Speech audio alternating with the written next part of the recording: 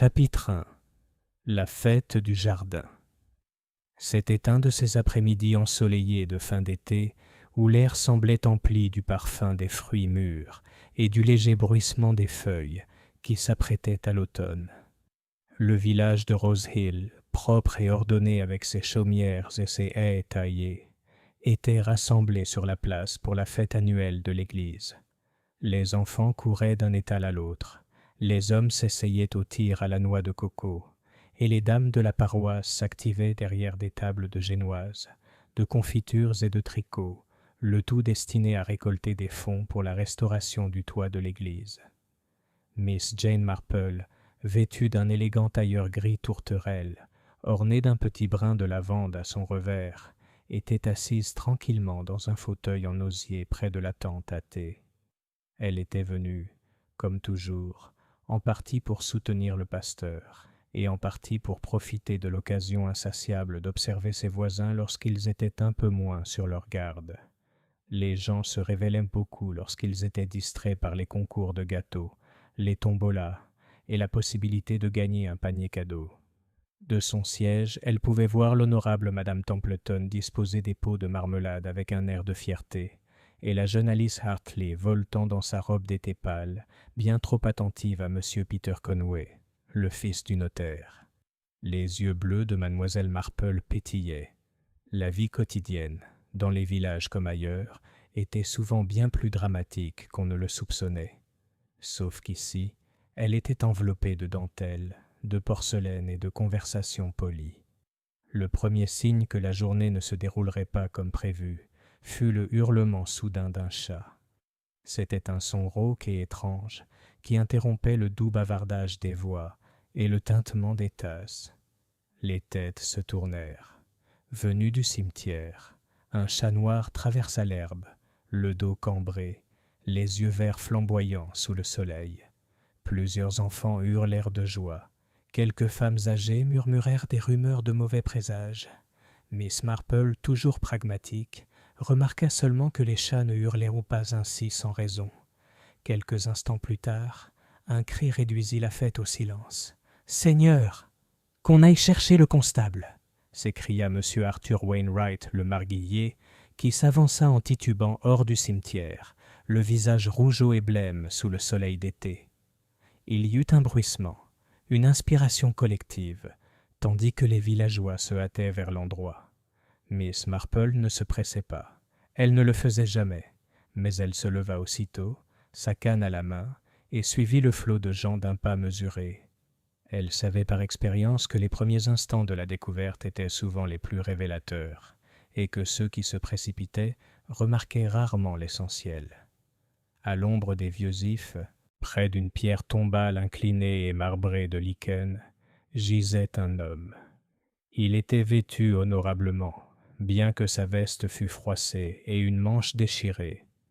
Sa tête reposait maladroitement contre la pierre, et son immobilité était indéniable. Le chat noir, désormais silencieux, s'était glissé de nouveau sur la tombe, les yeux brillants, fixant la silhouette au sol. Des halètements et des murmures parcoururent les villageois rassemblés. « C'est Monsieur Pritchard !» s'exclama quelqu'un. « Le nouveau locataire des ormes. » Un autre murmura. « J'ai entendu dire qu'il n'était pas tout à fait respectable. » Un autre encore ajouta. « Saoul plutôt. » Le vicaire, pâle mais d'un air posé, se pencha, bien qu'il fût clair pour tous qu'aucune aide terrestre ne pourrait rien faire. « Il faut immédiatement faire venir l'inspecteur Graves, » dit-il fermement. Miss Marple se tenait un peu à l'écart, son regard perçant passant du visage immobile de l'homme à la terre remuée près de la tombe, puis aux expressions effrayées de ceux qui l'entouraient. Une légère brise agitait le lierre le long du mur de l'église, et elle songea calmement que cette mort n'avait rien d'ordinaire. C'était un meurtre. Elle le savait, même si elle ne pouvait pas encore dire pourquoi. Chapitre 2. Chuchotement dans la tente à thé. Le vicaire, le révérend Miles Channing, un homme doux et toujours enclin à s'excuser, eut la présence d'esprit d'envoyer le curé chercher la police et de demander à tous de retourner à la fête. « Il n'y a rien à faire ici. dit-il d'une voix ferme, même si sa main s'attardait sur le bord de la pierre tombale inclinée comme pour le stabiliser. « Monsieur Wainwright, auriez-vous l'amabilité de monter la garde jusqu'à l'arrivée de l'inspecteur? Et peut-être pourrions-nous, empêcher les enfants de s'aventurer dans le cimetière. » Rose Hill obéit comme toujours dans les moments de choc, avec agitation. La foule retourna vers le green où les banderoles paraissaient désormais ridicules et où le foxtrot joyeux du gramophone avait l'air offensant d'une gaieté intempestive. Quelqu'un le fit taire. On continuait à servir du thé et à offrir des parts de gâteau aux graines, mais le tintement de la porcelaine était étouffé, comme si l'air lui-même avait porté son doigt à ses lèvres. Miss Marple accepta une tasse des mains de Madame Templeton, qui, malgré ses chapeaux à la mode et ses manières vives, pâlissait légèrement et serrait la théière comme une ancre. « Qui l'eût cru ?» murmura Madame Templeton. « À notre fête de tous les jours. C'est exactement comme cette horrible affaire de Little Warley il y a quelques années. La postière, vous vous souvenez? Bien sûr, c'était un accident. Du moins, le coroner l'a dit. » Miss Marple émit un son apaisant. « Il s'appelait Monsieur Pritchard, je crois. »« Oh oui, la nouvelle locataire des Ormes, chez Madame Roper. L'idée de recevoir des hôtes payants si près de l'église ne m'a jamais séduite, » dit Madame Templeton à voix basse. « Ça invite à la vulgarité. Pourtant, Madame Roper n'est pas du tout ordinaire. Veuve, respectable. Son mari était à la banque de Marleycombe. On dit qu'elle a dû faire des économies. On ne peut guère la blâmer. Mais quand même, des locataires. » Miss Marple remuait délicatement son thé. « Depuis combien de temps M. Pritchard est-il au village? 1 mois? 6 semaines peut-être. Il était réservé, comme on dit. Pas hostile, juste renfermé. Il allait à la bibliothèque 2 fois par semaine, et j'ai remarqué qu'il préférait les mémoires qu'aux romans. Ça en dit long, non? » « C'est vrai, » approuva Miss Marple, et son regard, qui paraissait doux quand on ne le regardait pas attentivement, parcourut les visages. Alice Hartley se penchant vers Peter Conway, le regard effrayé et brillant qui ne dissimulait pas tout à fait son excitation. La vieille Madame Larkin qui vendait des cacheux tricotés et ne manquait jamais une occasion de dire ce qu'elle savait. Monsieur Arthur Wainwright, revenant le visage rouge à la tente à thé, avec un air suffisant qui dissimulait à peine son malaise. « On est aussi éloquent dans ce qu'on retire que dans ce qu'on donne, » pensa Miss Marple. Soudain, elle se souvint du hurlement soudain d'un chat et de la façon dont la manche déchirée s'était accrochée au poignet de M. Pritchard. Elle pouvait presque entendre, de mémoire, le léger frottement du tissu contre la pierre. « Mademoiselle Marple, » dit une voix plus grave, chargée d'autorité. « Puis-je vous dire un mot? » L'inspecteur Edmund Graves n'était pas un inconnu à Rose Hill. On le croisait lors d'enquêtes occasionnelles, ou lorsque l'affaire des braconniers de Marleycombe nécessitait une discussion sérieuse avec un jeune homme et son père. De taille moyenne, il avait un visage pensif qui pouvait vite se durcir, et il avait le tempérament patient d'un homme qui a entendu de nombreuses histoires, et n'en croit que quelques-unes. Miss Marple l'appréciait, même si elle était d'avis que les inspecteurs étaient généralement trop impressionnés par certains types de preuves, et pas assez par d'autres. « Bien sûr, inspecteur, » dit-elle en posant sa tasse. « C'est affreux, n'est-ce pas? Quel après-midi paisible. » Graves scruta brièvement les siens du regard, comme pour voir si cette douceur dissimulait de l'amusement. N'en voyant aucun, il inclina la tête. « Vous étiez proche du lieu de la découverte. » « Aussi près que quiconque. Je suis arrivé après que M. Wainwright a crié. Je n'ai rien touché. »« C'est plus qu'on ne peut en dire pour les autres, » remarqua Graves sèchement. « La curiosité villageoise ne reste pas les bras croisés. »« Non, » répondit Miss Marple d'un ton placide, « et c'est tant mieux. Les gens qui s'affairent expriment souvent leur caractère avec une clarté qui est des plus utiles. » L'inspecteur s'autorisa un bref sourire, puis reprit son sérieux. « Le médecin va arriver. À première vue, j'aurais dû dire que l'homme était tombé et s'était fracturé la tête. Mais la marche de Lychgate est assez éloignée de l'endroit où il gisait, et l'herbe entre les deux n'a plus l'aspect qu'elle avait après une chute. La manche est abîmée. On verra bien. »« Et le chat ? » demanda Miss Marple. « Le chat ? C'était un animal noir, plutôt luisant. Il poussa un cri étrange, puis alla s'asseoir sur la tombe, à côté du pauvre homme. On attache toutes sortes de superstitions à ce genre de choses, mais j'ai souvent constaté que les animaux étaient honnêtes à leur manière. On se demande ce qui l'a alarmé. Graves fronça les sourcils. On se demande, dit-il. Je vais parler à Madame Roper aux Ormes. J'imagine que vous la connaissez. La plupart d'entre nous le savent. Elle est très douée pour la pâtisserie, dit Miss Marple d'un ton doux. Inspecteur, si vous me le permettez, savez-vous de quelle tombe il s'agissait? La pierre tombale était penchée, mais les lettres n'étaient pas complètement usées. Wainwright me dit qu'il appartient à la famille Chauncey. Il y a une inscription pour un certain Miles Chauncey, décédé en 1879, et pour une enfant, Mary Rose, décédée peu après. Ce sont de vieilles pierres, les deux. Cela vous dit quelque chose? Pas encore, dit Miss Marple, et elle sourit de cette manière vague et grand-mère qui faisait que même les hommes les plus astucieux la sous-estimaient d'un degré utile. Le médecin, à son arrivée, apporta avec lui l'odeur du phénol. Le docteur Sykes était un homme exigeant, soigneux à la fois de ses gants et de ses conclusions. Il s'entretint brièvement avec l'inspecteur. Il jeta un regard à Miss Marple, qu'elle lui rendit avec un intérêt bienveillant, puis les hommes descendirent au cimetière, accompagnés de M. Wainwright et du vicaire. Un espace respectueux se forma autour d'eux, rempli de gens faisant semblant de ne pas regarder. Les ragots coulent mieux quand on les maîtrise. Ils deviennent, comme le thé dans une théière bien rangée, plus forts encore. Madame Larkin fut la première à verser la parole. « Il paraît qu'il venait de Londres, » dit-elle à un petit groupe de dames. « Un commis ou quelque chose comme ça. L'une des malles du locataire portait une étiquette. Paddington. C'est bien Londres, n'est-ce pas? Et j'imagine qu'il avait des raisons de partir. » Madame Larkin, dit Miss Marple, qui avait un instinct infaillible pour repérer les endroits où bouillonnait de telles peaux. Ne croyez pas que les mâles soient un indicateur moral. Il est aussi facile d'être méchant à Paddington qu'à son contraire. « Quel est l'opposé de Paddington ?» demanda Alice Hartley, reconnaissante pour tout ce qui n'était pas l'image de la silhouette immobile sous les ifs. « Oh, ma chère, partout, il y a le contraire de quelqu'un, » dit Miss Marple d'un ton si fade qu'il fallut un instant pour que les rires s'installent et dissipent un peu la tension. « Dites-moi, Alice, vous vendiez des billets de tombola avec M. Conway. Auriez-vous vu M. Pritchard avant le tumulte ?» Alice commença aussitôt à protester qu'elle n'avait rien vu, qu'elle avait à peine regardé. Mais la jeunesse est honnête avant d'être prudente, et la vérité éclata petit à petit malgré elle. Je l'ai seulement remarqué franchir le portail du cimetière pendant que Madame Templeton comptait les pièces dans le pot de confiture.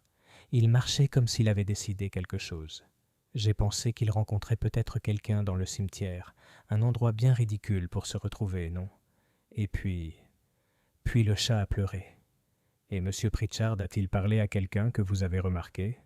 Plus tôt, peut-être? Alice rougit. Eh bien, M. Pritchard a acheté une bouteille de gin à la prunelle au stand général. Pour le panier, je veux dire. Il s'est inscrit. Il a demandé un stylo à M. Conway. Peter Conway parut surpris d'être inclus. Il avait l'air aimable, légèrement anxieux, des jeunes gens bien élevés et conscients de leurs devoirs envers les autres. « Oui, » dit-il, « je le lui ai prêté. » Il avait un stylo-plume plutôt usé, mais il disait qu'il fuyait et qu'il ne voulait pas gâcher le coupon de tombola. J'ai remarqué que ses manchettes étaient bien lavées, mais fines. Les employés ont parfois cet air-là. Il était poli. « Est-ce qu'il t'a rendu ton stylo ?» demanda Miss Marple d'un ton doux. « Oui, » répondit Peter légèrement surpris. « Pourquoi ?»« Il n'y a aucune raison, » dit Miss Marple, qui avait un jour résolu un petit problème à Saint. Mary Mead, en se rappelant qui avait rendu une aiguille à tricoter et qui ne l'avait pas fait. C'est tellement mieux quand les gens le font.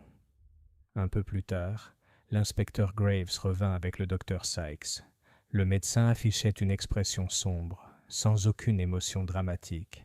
C'était la tristesse d'un homme investi d'un devoir. « L'homme est mort, » dit-il, et un murmure s'éleva qui aurait pu traduire un soulagement de l'entendre dire à voix haute. « Il a une blessure au crâne, Elle pourrait provenir d'une chute contre la pierre, mais il y a des marques, légères mais présentes, sur le poignet et l'intérieur de l'avant-bras qui suggèrent une prise. Je n'en dirai pas plus sans un examen approfondi. « Merci, docteur, » dit l'inspecteur. « Nous allons recueillir les dépositions. Pour l'instant, continuez votre thé et essayez. » Sa bouche se tordit comme pour faire preuve de gentillesse, de ne pas trop broder. « Monsieur Pritchard a été vu entrant dans le cimetière vers 2 heures, » annonça inutilement Monsieur Wainwright. « J'ai moi-même remarqué. » « Vous pourrez me dire ce que vous avez remarqué en temps voulu, Monsieur Wainwright, » dit Graves. « Où est Madame Roper ?» Un léger remue-ménage, et Madame Roper apparut. Une femme d'âge mûr, soignée, vêtue d'une élégante robe noire et au visage autrefois joli et toujours aussi joli. Ses mains étaient parfaitement immobiles. « Inspecteur, » dit-elle d'une voix hésitante, « je n'arrive pas à croire. Monsieur Pritchard a payé son loyer de la semaine hier. Il a dit qu'il pourrait être absent tard ce soir, car il avait une lettre à écrire et souhaitait la poster à Marlécombe, où une collecte est prévue plus tard. C'est tout ce que je sais. Avait-il des visiteurs? Non. Il a reçu un colis la semaine dernière et il a semblé contrarié. Il l'a immédiatement rangé dans son placard. Il était ordonné. Il avait une façon assez triste de plier ses vêtements, comme s'il avait dû les garder propres alors que tout le reste était en désordre, dit Madame Roper, surprise par sa franchise. Il n'a jamais dit d'où il venait, pas correctement. De Londres, m'a-t-il dit, comme on dit. Avait-il des ennemis? Demanda quelqu'un, et il y eut un petit frémissement d'intérêt, presque coupable. Madame Roper secoua la tête. Les ennemis sont faits de savoir, pas d'ignorer. Il se tenait à l'écart. Je croyais qu'il avait connu le chagrin. On commence à le voir, avec la pratique. Le regard de Miss Marple, qui s'était posé avec une approbation compatissante sur Madame Roper, se posa alors sur une silhouette à l'orée du pré. Un jeune homme se tenait debout, les mains dans les poches, le regard noir fixé sur le sol. Son pantalon de flanelle était trop neuf et ses cheveux trop soigneusement brossés, comme s'il cherchait à faire plaisir à quelqu'un qui, pour le moment, ne l'était pas. Elle se souvenait de lui comme de Stanley Brock, le jardinier de Rose Hill House, où Sir Giles Avery vivait avec sa sœur au regard perçant. La mère de Stanley prenait du linge et avait été entendue la semaine même se plaindre que certaines chemises n'avaient pas été payées. « Inspecteur, » dit doucement Miss Marple, « Monsieur Brock a peut-être vu quelque chose. Il taillait les bordures du côté nord du pré ce matin. Le Lychgate est bien visible de là-haut si l'on lève les yeux au bon moment. » Graves suivit son regard. « Brock, » appela-t-il, non sans gentillesse. Un mot. Stanley arriva d'un air maussade. C'était le genre de garçon qui avançait en se déplaçant avec les épaules plutôt qu'en parlant. « Je n'ai rien vu, » dit-il aussitôt, ce qui, à Rose Hill, revient presque à dire qu'on a vu quelque chose, mais qu'on hésite à s'impliquer. Les tombes attendaient. Stanley traîna les pieds. « J'ai vu Pritchard entrer, » murmura-t-il finalement. Il avait un bout de papier à la main.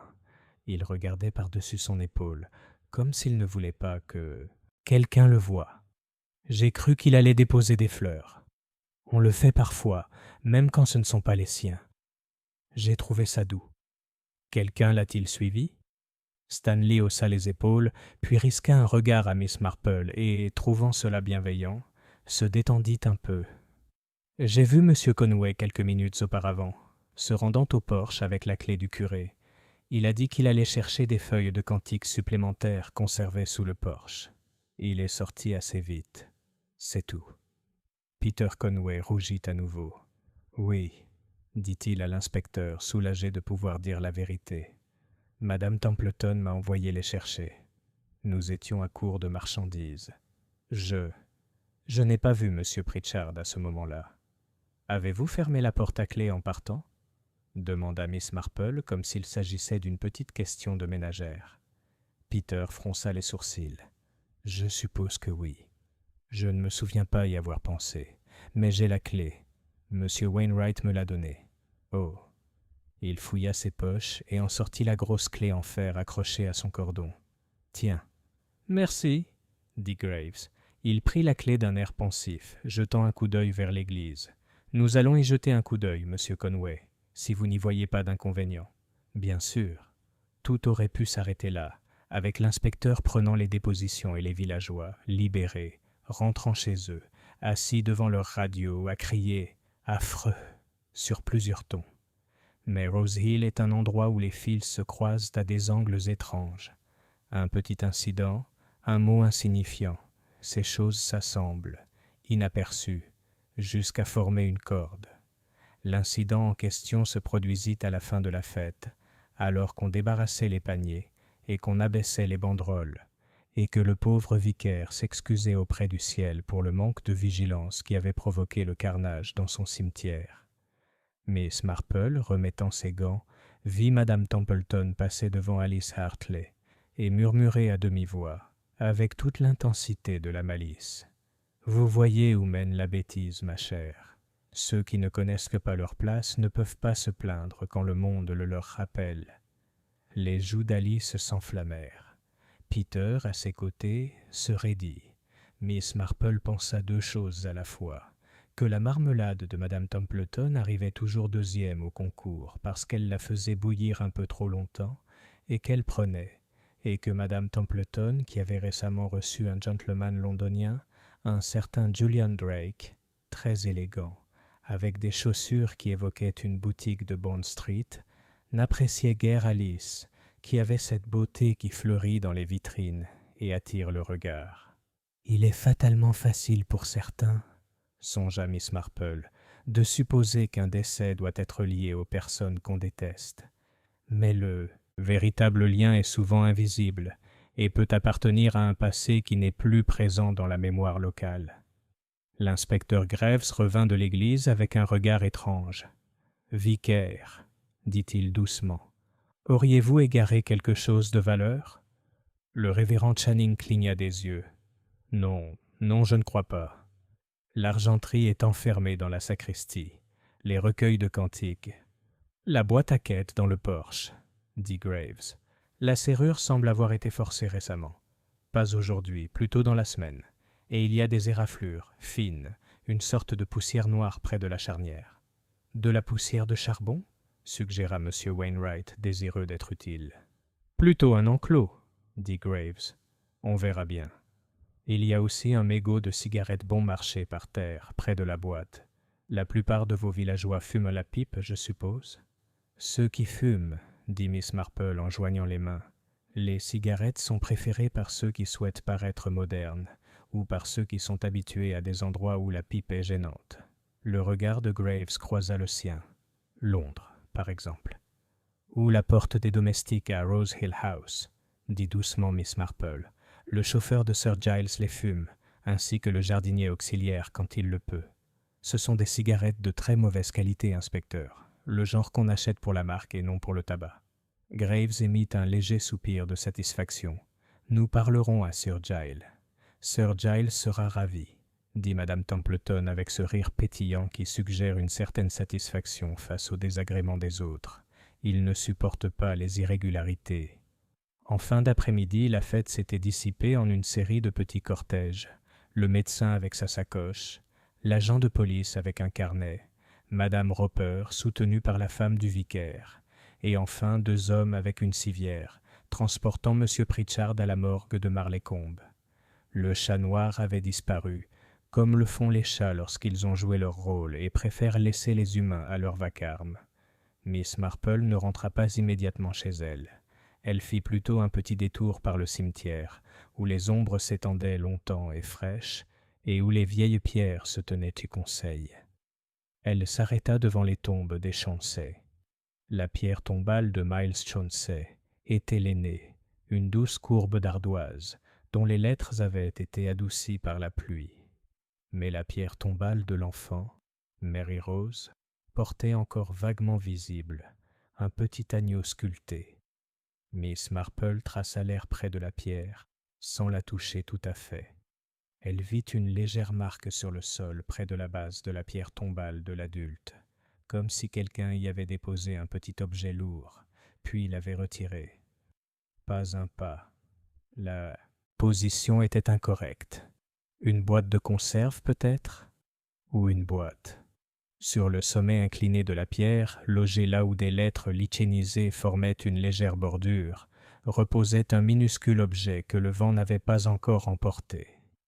Miss Marple, qui regardait souvent là où les domestiques ne regardaient pas, se pencha avec une précaution délibérée.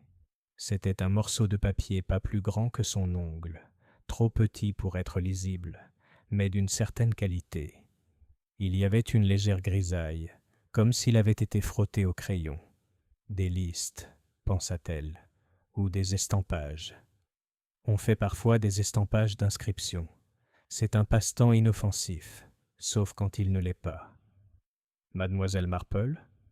L'inspecteur Graves était derrière elle, silencieux sur l'herbe. Pardonnez-moi, je croyais que vous étiez parti. Dans 1 minute, dit Miss Marple en se redressant. Savez-vous, inspecteur, que M. Pritchard n'était pas simplement au cimetière pour une réunion. Il s'était intéressé aux pierres de Chauncey.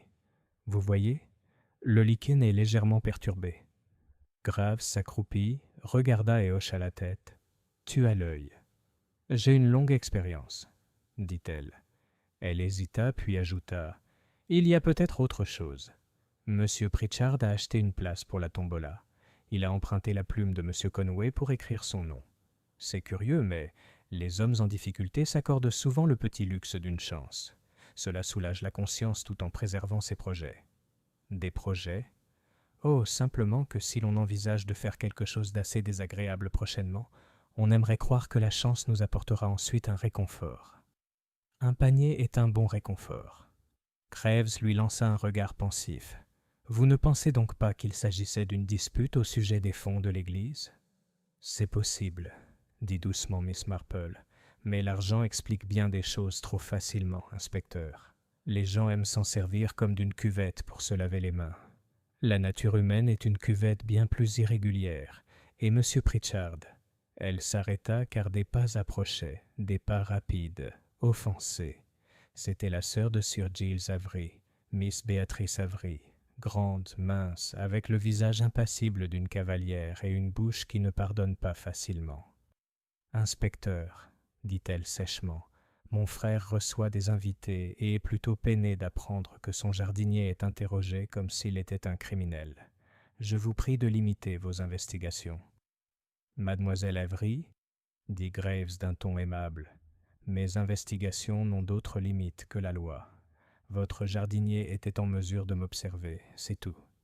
C'est un garçon stupide, prêt à tout pour attirer l'attention, dit mademoiselle Avery, ce qui, remarqua mademoiselle Marple, n'était pas la manière de parler, de quelqu'un qu'on apprécie. Quant à M. Pritchard, nous ne le connaissions pas. Nous ne... Elle marqua une pause, son regard s'attardant sur la pierre, le petit agneau sculpté, puis reprit. Nous ne nous intéressons pas à l'histoire des étrangers. Néanmoins, dit Miss Marple avec son sourire le plus doux, les histoires des étrangers ont tendance à nous concerner. Mademoiselle Avery lui jeta un regard froid, tourna les talons et s'en alla. Une dame formidable, observa Graves. Oui, dit Miss Marple, les gens formidables pensent souvent que le déplaisir est un désinfectant. Elle respira la fraîcheur verte. Vous voudrez peut-être reparler à Madame Roper, je crois. Les veuves qui louent des chambres tiennent parfois de petits livres de contes, au centime près. Et peut-être, à votre place, demanderai-je à la bibliothèque de près quel titre M. Pritchard a emprunté. Les hommes se cherchent souvent dans les pages des autres. Graves ferma son carnet. Et vous, Miss Marple? Que ferez-vous? Oh, rien, inspecteur, dit Miss Marple. Je vais rentrer faire bouillir une pomme de terre. L'eau froide est excellente pour garder les mains douces, vous savez. Après, je tricoterai peut-être. Ça apaise l'esprit. Elle marqua une pause. Et peut-être, si je ne suis pas trop fatigué, je donnerai un peu de lait à un chat noir qui dort, la plupart du temps, sur la 3e tombe à partir de l'if. C'est toujours bien d'avoir des amis dans un cimetière. Tandis qu'elle s'éloignait, la soirée s'abattit avec cette sérénité tranquille des soirées anglaises, les haies devenant d'un noir d'encre, et les dernières rosaces en papier, de la fête retombant sur leurs guirlandes. Dans plusieurs maisons, des lampes étaient allumées. Dans l'une d'elles, The Elms, une veuve était assise très droite à sa table de salon, les yeux fixés sur un placard qu'elle n'avait pas ouvert depuis la semaine précédente. Dans une autre, Rose Hill House, une sœur écrivit un mot d'une écriture impeccable, demandant que le salaire du jardinier soit retenu pour insolence. Dans une troisième, au-dessus de la boutique du drapier, une jeune fille s'appuya sur le rebord de sa fenêtre et contempla la tranche de toit de l'église se détachant sur le ciel. Elle sentit, une fois de plus, que beauté et danger étaient cousins. Et dans le salon soigné de Miss Marple, où un bol de roses tardives embaumait l'air d'un léger parfum de la dernière confiance de l'été, un sac à tricot était ouvert, et un petit carnet était posé à côté, sans intérêt, sauf pour ceux qui savent que les vieilles dames font les meilleurs livres de contes. Miss Marple prit son crayon et écrivit, de son écriture claire. Le chat a pleuré avant d'être découvert, alarmé par le bruit ou l'odeur. Manche déchirée, marque de préhension, pas une chute naturelle. Tombe, chancet, frottement, boudeux, papier avec transfert au crayon. Boîte de collecte forcée plus tôt dans la semaine, mégot de cigarettes bon marché. Monsieur Pritchard a emprunté une plume. Il est entré dans le porche avant de mourir. La tombola comme confort. Madame Templeton n'est pas gentille avec Alice. Monsieur Drake est récemment venu au village. Stanley Brock a vu du papier dans la main de Pritchard. Monsieur Conway avait la clé. Madame Roper, colis la semaine dernière, plaçard fermé à clé, chagrin reconnu. Elle marqua une pause, tapota le crayon contre la marge et ajouta une ligne supplémentaire. Les gens qui prétendent ne pas connaître un inconnu savent souvent beaucoup de choses. Puis elle ferma le carnet, baissa la lampe pour qu'elle soit bien éclairée, et sourit intérieurement. Un petit sourire intime qui appartenait à une femme qui avait vu une fois une servante mettre le sucre avant le thé, et lui avait ainsi tout dit sur sa maîtresse. Dehors, quelque part entre l'aubépine et les pierres penchées, un chat noir se déplaçait telle une ombre le long du sentier, et se posa avec une parfaite aisance sur une tombe. Il replia ses pattes dessous et ferma les yeux, comme si la terre elle-même respirait doucement sous lui, insensible aux vivants et aux honnêtes dormeurs. Chapitre 3. Le placard de Madame Roper. Le lendemain de la fête, le matin se leva avec une clarté trompeuse. Le soleil brillait sur les chaumières de Rose Hill comme du miel sur du pain, et l'air avait cette légère fraîcheur qui suggérait que l'été avait laissé place à l'automne. Pourtant, sous ce calme apparent, le village bourdonnait comme une ruche agitée. Chaque conversation à domicile, chaque course chez l'épicier, chaque pause prolongée à la poste portait sur le même thème, la mort de M. Pritchard. Dans la petite maison à pignon appelée « Les Ormes », Madame Roper était assise, son café intact, son salon soigné, avec ses rideaux de dentelle et son buffet en noyer poli, portait toutes les marques d'une femme déterminée à maintenir l'ordre dans sa vie, même lorsque celle-ci refusait de s'y plier. Elle avait reçu ce matin-là un mot la sollicitant au presbytère pour un entretien avec l'inspecteur Graves. Le mot était écrit avec politesse, mais portait la fermeté indéniable de l'autorité. Lorsque Madame Roper arriva, Mademoiselle Marple était déjà assise à son tricot. Pour tout autre, on aurait pu croire que la vieille dame était venue passer le temps avec la femme du pasteur, mais l'inspecteur n'avait pas protesté contre sa présence. Il avait en fait déjà appris que les observations discrètes de Jane Marple étaient rarement vaines. « Veuillez vous asseoir, Madame Roper, » dit Graves en désignant une chaise. « J'aimerais vous poser des questions sur votre locataire. » Madame Roper croisa les mains sur ses genoux. « Bien sûr, inspecteur, même si je le connaissais à peine. C'était un homme discret. Il payait son loyer ponctuellement. Vous avez mentionné hier un colis qu'il a reçu la semaine dernière. » « Oui. » Elle fronça légèrement les sourcils. « C'est arrivé par la poste. » Il semblait agacé, voire contrarié. J'ai pensé que c'était peut-être une facture ou un rappel. Il l'a rangé directement dans son placard. Il ne l'a pas ouvert en ma présence. Me permettriez-vous de voir ce placard? La demande sembla la surprendre, mais au bout d'un moment, elle hocha la tête. Si ça peut t'aider. Tous trois, Grave, Miss Marple et Madame Roper, traversèrent ensemble les ruelles soignées jusqu'à The Elms. La maison, bien que modeste, dégageait une certaine dignité. Du lierre grimpant aux pignons, des géraniums en pot sur le rebord, un heurtoir en laiton poli. À l'intérieur, le couloir embaumait une légère odeur de lavande et de cire à meubles. Madame Roper les conduisit à l'étage, dans une petite pièce de devant, visiblement aménagée pour des locataires. L'armoire était adossée au mur, sa porte fermée par une simple serrure. Madame Roper tendit à Graves une clé de sa chaîne. À l'intérieur se trouvaient les affaires de M. Pritchard, pliées avec une précision quasi militaire, des chemises empilées en piles précises, des cols amidonnés bien qu'effilochés, et 2 cravates soigneusement roulées. Une petite valise se trouvait dans un coin. C'est le colis qui attira l'attention de Graves. Du papier kraft, encore scellé avec de la ficelle, mais éraflé au coin, comme s'il avait été manipulé brutalement. Graves le posa sur le lit et coupa la ficelle. À l'intérieur se trouvait un livre, un vieux volume relié en cuir contenant les registres paroissiaux. Madame Roper laissa échapper un petit cri. « Mais ça devrait être dans la sacristie de l'église. » Graves tourna la première page, où une écriture à l'encre décolorée enregistrait les baptêmes, les mariages et les enterrements de la paroisse de Rose Hill pour les années 1865 à 1885. Les aiguilles de Miss Marple claquaient doucement en arrière-plan. « Curieux, » murmura-t-elle. « Très curieux, en effet. » Graves la regarda. « Pourquoi un locataire devrait-il recevoir un registre paroissial par la poste? »« Peut-être, » dit Miss Marple d'un ton doux, « parce qu'il l'a demandé. Ou peut-être parce que quelqu'un le lui a souhaité. Les 2 possibilités sont intéressantes, vous ne trouvez pas? » Graves referma soigneusement le livre. « Monsieur Pritchard a-t-il jamais parlé de sa famille, Madame Roper? »« Non. Juste qu'il avait vécu à Londres pendant de nombreuses années. Il semblait seul. Pas le genre d'homme à recevoir des lettres d'amis. » Miss Marple tendit une main délicate pour toucher le bord du disque. « Des noms, inspecteur. La vie des gens se résume à des noms sur le papier.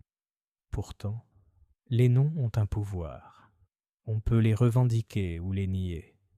Et parfois, ajouta-t-elle, son regard posé doucement sur le visage anxieux de Madame Roper, on se donne beaucoup de mal pour garder certains noms secrets. » Lorsqu'ils quittèrent les ormes, l'inspecteur portait le registre paroissial sous le bras. Dehors, la ruelle grouillait de commères faisant semblant d'étendre du linge ou de balayer les escaliers. Mademoiselle Marple s'arrêta pour échanger un mot avec Madame Larkin, occupée à frotter son seuil avec une vigueur inutile. « C'est un avertissement, » déclara Madame Larkin. « Ce chat assis comme ça sur la tombe. Ma mère disait toujours que les chats en savaient plus que les chrétiens. Et croyez-moi, Miss Marple, ce n'est pas fini. » Miss Marple sourit doucement. « Les chats remarquent ce que les gens ne remarquent pas, Madame Larkin. Mais je pense que l'inspecteur trouvera peut-être les registres paroissiaux encore plus instructifs. » Cet après-midi-là, Miss Marple reçut une visiteuse dans son cottage blanc et impeccable. C'était Alice Hartley, pâle et agitée, qui tordait son mouchoir. « Oh, Miss Marple !» s'exclama-t-elle. « Je ne supporte pas la façon dont les gens parlent. On dit que M. Pritchard en voulait à l'argent de l'Église, que c'était un voleur. Mais je n'y crois pas. Il avait l'air si triste, comme s'il avait perdu quelque chose de précieux. Je ne pense pas qu'un tel homme puisse voler. » Miss Marple tapota la main de la jeune fille. « Vous êtes gentille, ma chère, mais n'oubliez jamais, le chagrin n'empêche pas le péché. Parfois, il l'encourage. Pourtant, votre instinct mérite d'être écouté. Dites-moi, avez-vous remarqué quelqu'un qui suivait M. Pritchard hier ?» Alice hésita, puis secoua la tête. « Non. Seulement je crois qu'il n'a pas été surpris quand le chat a crié. Il a tourné la tête, comme s'il attendait quelque chose. Les yeux de Miss Marple s'illuminèrent, mais son expression demeura sereine. « C'est très utile, ma chère, vraiment très utile. » Ce soir-là, alors que le soleil disparaissait derrière les haies, l'inspecteur Graves, assis dans son bureau de Marleycombe, feuilletait les registres paroissiaux. Il fronça les sourcils en voyant les noms de la famille Chauncey, leur vie inscrite dans une écriture victorienne soignée. Miles Chauncey, Mary Rose Chauncey, et à côté du nom de l'enfant, une légère note au crayon d'une autre main, beaucoup plus récente. Voir Pritchard. À la même heure, Miss Marple était assise près de sa fenêtre, tricotant tranquillement. Ses pensées, comme souvent, parcouraient la nature humaine. Comment le chagrin pousse les gens à se cacher, comment l'orgueil engendre le mensonge, comment le passé s'empare des vivants. Elle regarda le cimetière s'assombrir au-delà des champs et murmura à voix haute « La tombe d'un enfant, un registre paroissial et un inconnu aux tenues trop soignées. Oui, il y a quelque chose ici qui refuse de rester enterré. » Chapitre 4. Les ombres des Chauncey. Le lendemain matin, l'atmosphère était tamisée, comme si les corbeaux eux-mêmes, dans les haies, avaient cessé leur cri rauque. La nouvelle s'était rapidement répandue que l'inspecteur Graves avait dérobé un livre aux ormes, et bien que la plupart des villageois ne sachent pas précisément de quel livre il s'agissait, ce simple fait conférait une saveur mystérieuse. Rose Hill était un endroit où des objets ordinaires, registres paroissiaux, clés, pots de confiture, pouvaient soudain devenir le centre d'une tempête. À l'épicerie, Madame Larkin racontait sa propre version des événements. « C'était un livre », déclara-t-elle à son petit auditoire de 2 personnes. « Venu de l'église elle-même, sorti clandestinement, sans doute. Et si cela ne vous dit pas que M. Pritchard manigançait quelque chose, je ne sais pas ce qui le fera. Le toit de l'église aurait pu être laissé à l'abandon s'il avait été laissé à quelqu'un comme lui. » Miss Marple, qui s'était arrêtée pour acheter sa modeste livre de sucre, ne protesta pas. Elle demanda plutôt, avec une apparente distraction, si Madame Larkin se souvenait de la famille Chauncey. « Les Chauncey » renifla Madame Larkin. « C'est un vieux nom, Miss Marple. Il a disparu depuis des années. Une triste histoire, disait ma grand-mère. Le dernier d'entre eux, le vieux Monsieur Miles, s'est saoulé jusqu'à en mourir, et la petite fille est morte de fièvre peu après. Tragique.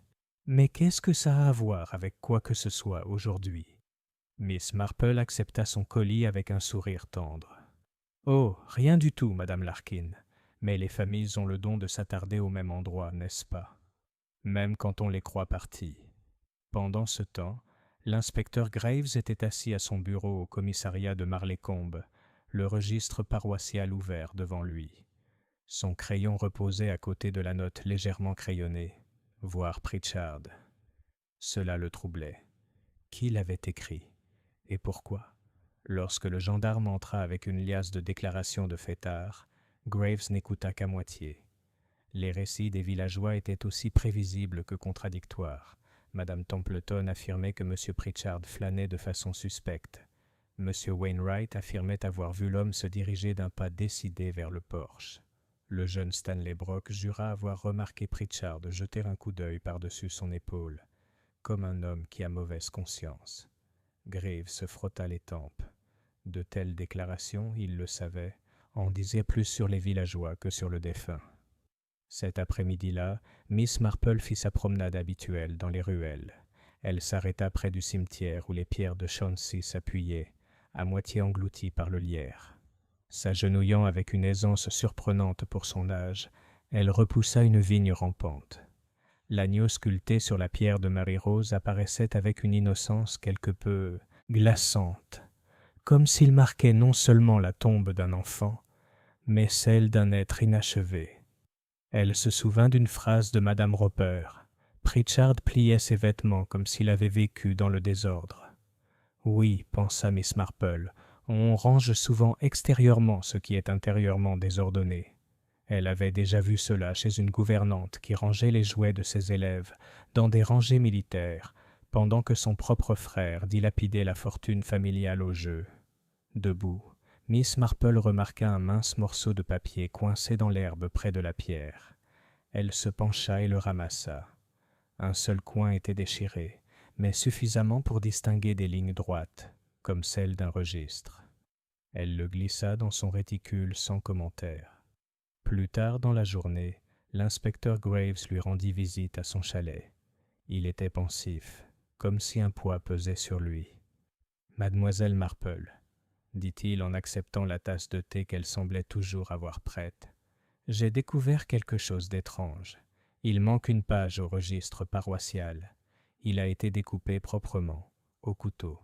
Les inscriptions datent de 1879, la même année que le décès de Miles Chauncey. » Miss Marple parut légèrement surprise, même si en réalité elle avait déjà cette idée en tête. « Et vous pensez que M. Pritchard en voulait à cette page ? » ?»« Je ne sais pas, mais il semble qu'il avait raison.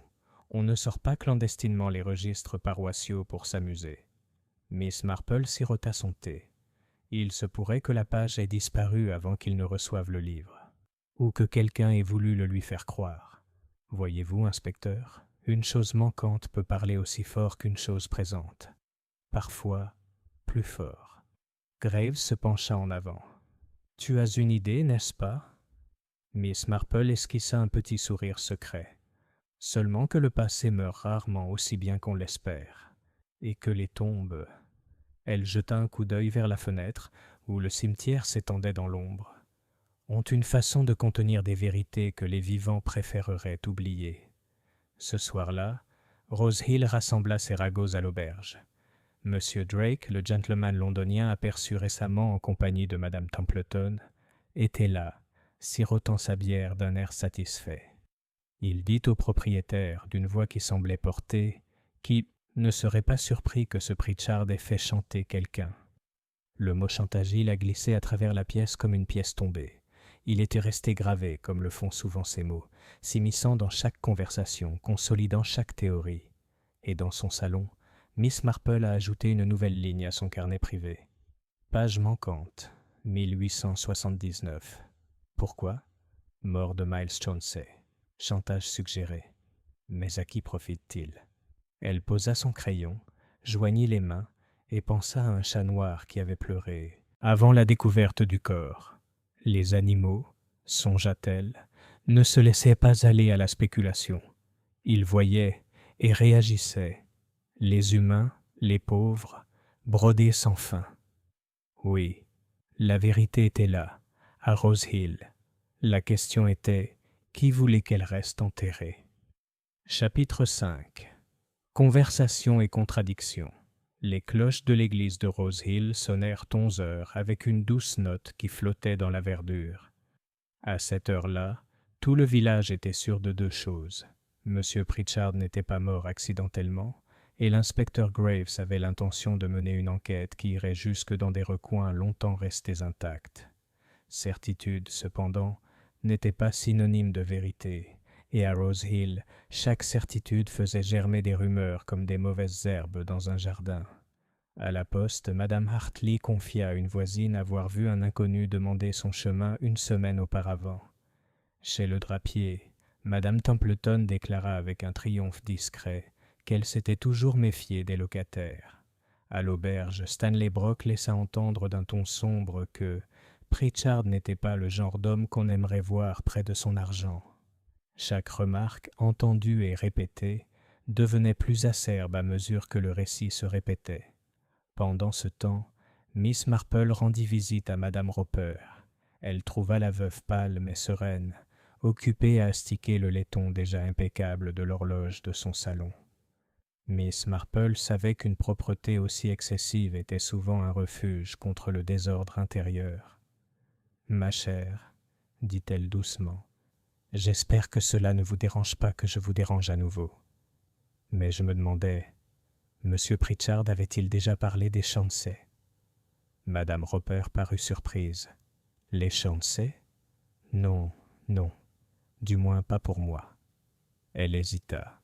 « Pourtant, je me souviens qu'un jour, il m'a demandé si beaucoup des anciennes familles vivaient encore ici.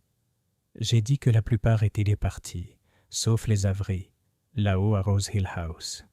Il parut pensif et dit « Le passé ne meurt jamais, il change seulement demain. » Sur le moment, cette remarque m'a semblé étrange. Miss Marple hocha gravement la tête. Vraiment étrange.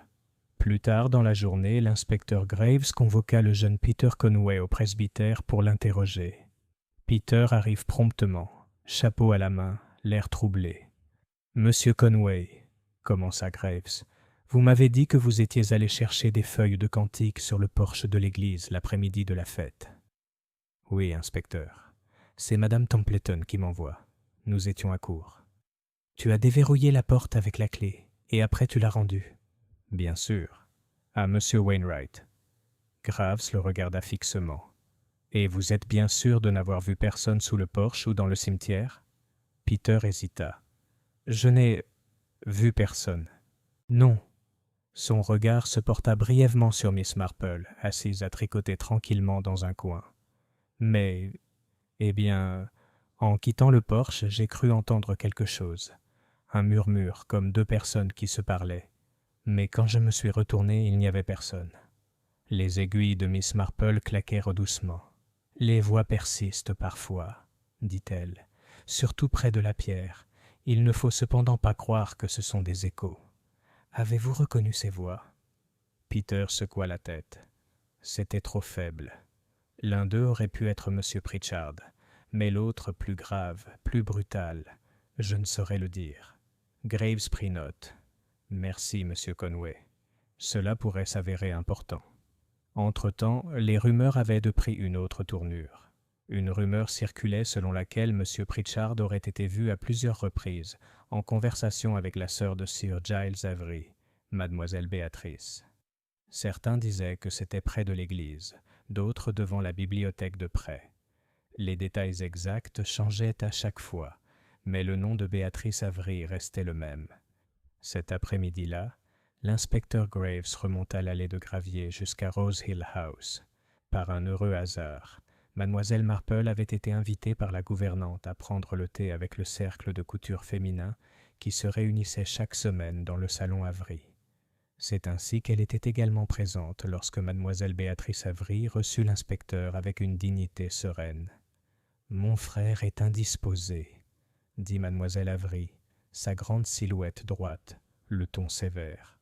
« J'espère que vos affaires ne le dérangeront pas. »« Cela concerne M. Pritchard, » répondit Graves. « Il paraît que vous lui avez parlé peu avant sa mort. » Les lèvres de Mademoiselle Avery se pincèrent. Un bavardage futile. Je l'ai peut-être croisé une ou deux fois au village. Il m'a semblé être quelqu'un d'insignifiant. Je n'ai certainement pas eu de conversation importante avec lui. Miss Marple, ses aiguilles remuant avec une paresse trompeuse, dit d'une voix douce. « Pardonnez-moi, Miss Avery, mais il me semble vous avoir vues toutes les deux un jour près du portail du cimetière. Je m'en souviens parce que vous portiez ce beau manteau bleu qui ressortait très joliment sur la pierre. » Les yeux de Béatrice Avery vacillèrent, l'espace d'une seconde, puis elle sourit froidement. « Vous êtes observatrice, Miss Marple. »« Oui, je m'en souviens maintenant. Il m'a demandé le chemin de Marleycombe, c'est tout. » L'inspecteur Graves n'a fait aucun commentaire, mais Miss Marple a remarqué que son crayon se déplaçait sur la page. En rentrant chez elle ce soir-là, Miss Marple repensa aux conversations de la journée. Elle s'arrêta pour noter dans son petit carnet. « Pritchard a parlé du passé, changeant de main. J'ai entendu des voix dans le porche. Pritchard plus inconnu. Page manquante.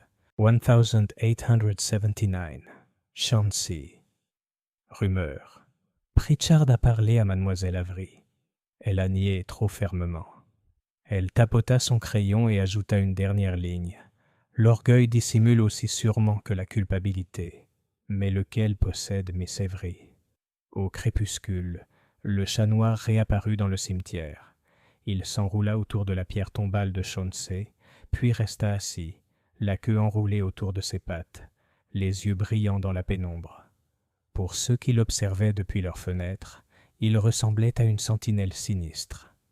Pour Miss Marple, qui passait discrètement en revenant de l'épicerie, ce n'était qu'un rappel supplémentaire. Les créatures, contrairement aux humains, ne mentent jamais sur l'endroit où elles choisissent de se reposer. Chapitre 6. Le deuxième choc. 2 jours après la fête, Rose Hill se réveilla sous la pluie. Non pas la légère bruine que les villageois supportaient avec bonne humeur, mais une pluie régulière et diluvienne qui aplatissait les dahlias, bouait les chemins et faisait scintiller les toits de chaume.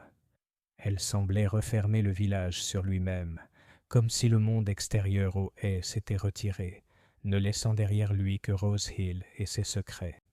En milieu de matinée, l'inspecteur Graves arriva de nouveau aux ormes. Madame Roper avait fait savoir qu'elle avait découvert quelque chose dans la chambre de M. Pritchard. Mademoiselle Marple, convoquée à la suggestion discrète de Graves, l'accompagna.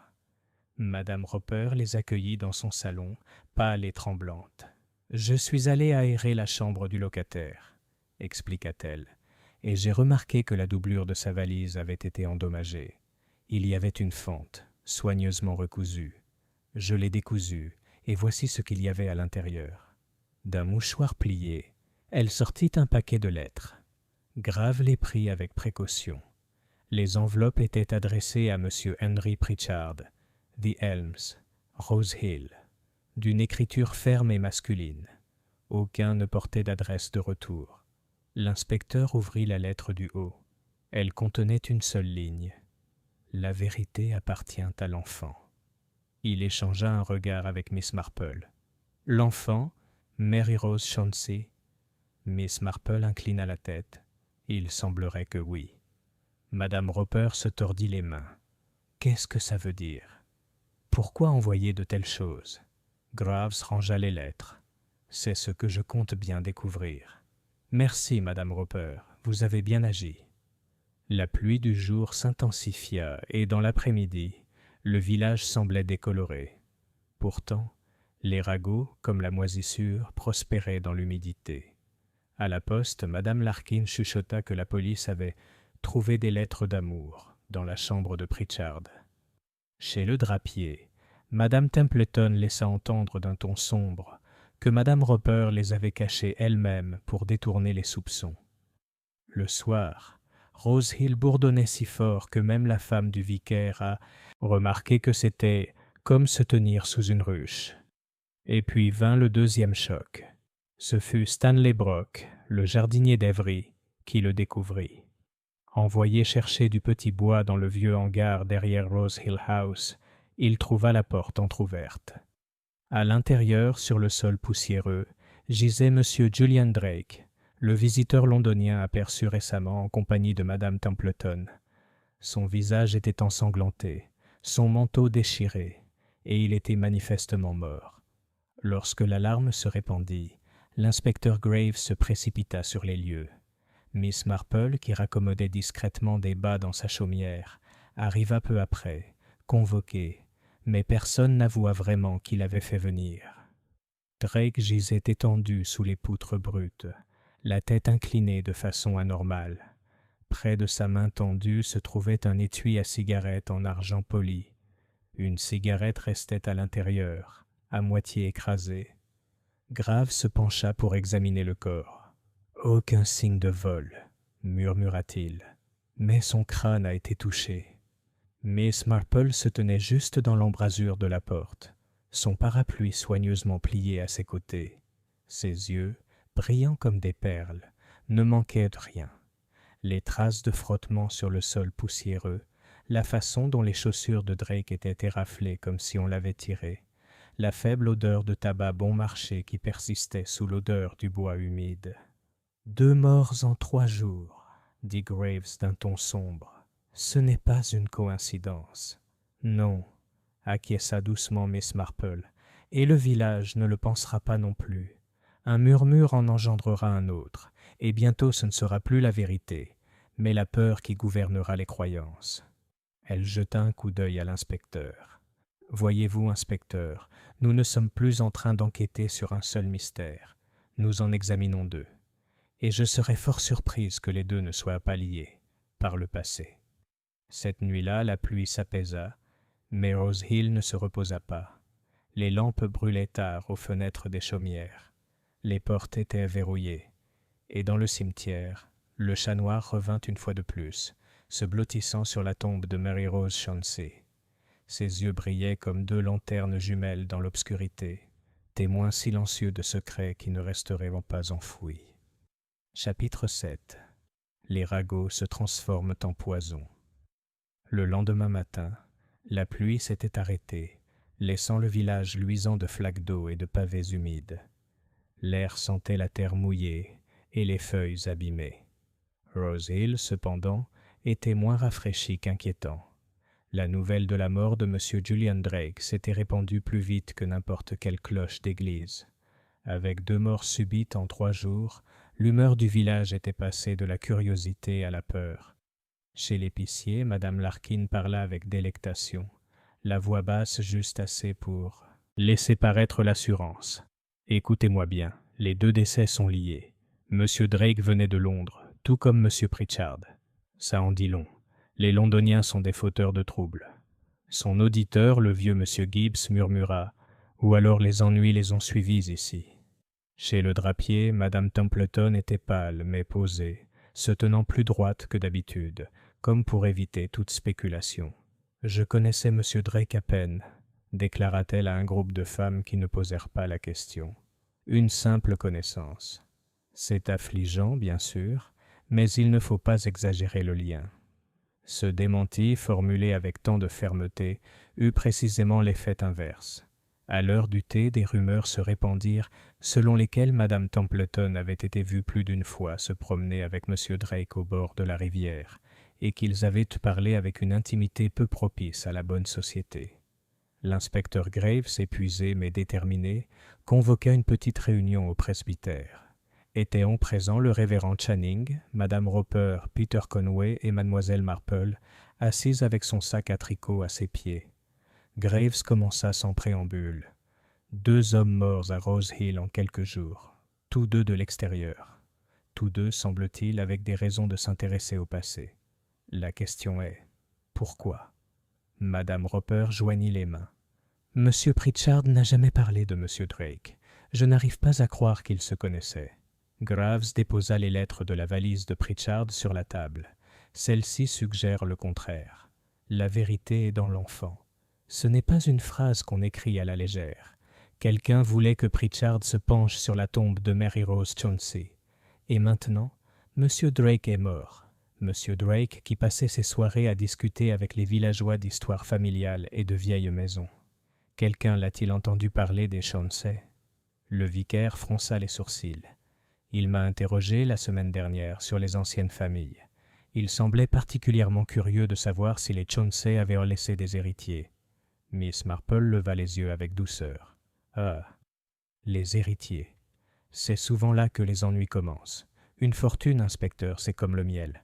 Elle attire non seulement les mouches, mais aussi les guêpes. » Graves tapota son crayon.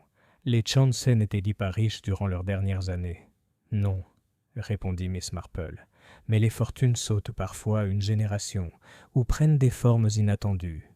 Une petite propriété, par exemple, ou un trust laissé en sommeil. Ou peut-être pas d'argent du tout. La réputation peut être aussi précieuse et dangereuse que l'or. » Après la réunion, Miss Marple rentra lentement chez elle, son parapluie claquant sur les pavés. Elle s'arrêta près du cimetière, où elle aperçut Alice Hartley qui attendait près du portail, le visage pâle. « Oh, Miss Marple, » murmura Alice, « ils disent que Madame Templeton et Monsieur Drake étaient... Enfin, vous savez, et que son mari l'a peut-être découvert. Mais c'est méchant, non ? Dire de telles choses ?» Miss Marple posa doucement la main sur le bras de la jeune fille. « La méchanceté et les ragots font souvent bon ménage, ma chère. La vérité est généralement ailleurs. Mais dites-moi, toi, avez-vous déjà vu M. Drake avec M. Pritchard ?» Alice secoua la tête. « Non, seulement, une seule fois, j'ai cru que M. Drake l'observait, de l'autre côté du green. Il avait l'air de le connaître, mais il ne voulait pas être vu. » Le regard de Miss Marple s'adoucit. « C'est très utile, Alice. Merci. » Ce soir-là, l'inspecteur Graves fit une visite à Rose Hill House. Sir Giles Avery était absent, mais mademoiselle Béatrice le reçut avec sa raideur habituelle. « Vous pouvez examiner à nouveau le hangar si vous le souhaitez, » dit-elle, « même si je ne vois pas à quoi cela servirait. Drake ne nous était d'aucune utilité. S'il choisissait de fréquenter les villageois, c'était son affaire. Graves étudia son visage. Et pourtant, il est mort sur votre propriété. La bouche de mademoiselle Avery se ferma. Le monde est plein d'accidents. Lorsqu'elle eut quitté la pièce, Miss Marple, qui avait accompagné Graves, se pencha vers lui et murmura « Les femmes redoutables, inspecteur, confondent souvent commandement et dissimulation, mais elles laissent leur ombre tout de même. » Plus tard dans la soirée, les rumeurs de Rose Hill devinrent encore plus sombres. Certains disaient que Pritchard et Drake étaient des maîtres chanteurs, d'autres qu'ils étaient rivaux pour un héritage caché. Quelques-uns murmuraient que la famille Avery elle-même avait quelque chose à cacher. Et au-dessus de tout cela planait la certitude glaciale qu'un meurtrier rôdait parmi eux. Dans son salon tranquille, Miss Marple écrivait dans son carnet. Drake observait Pritchard. Connexion refusée par tous. Pourquoi? Lettre.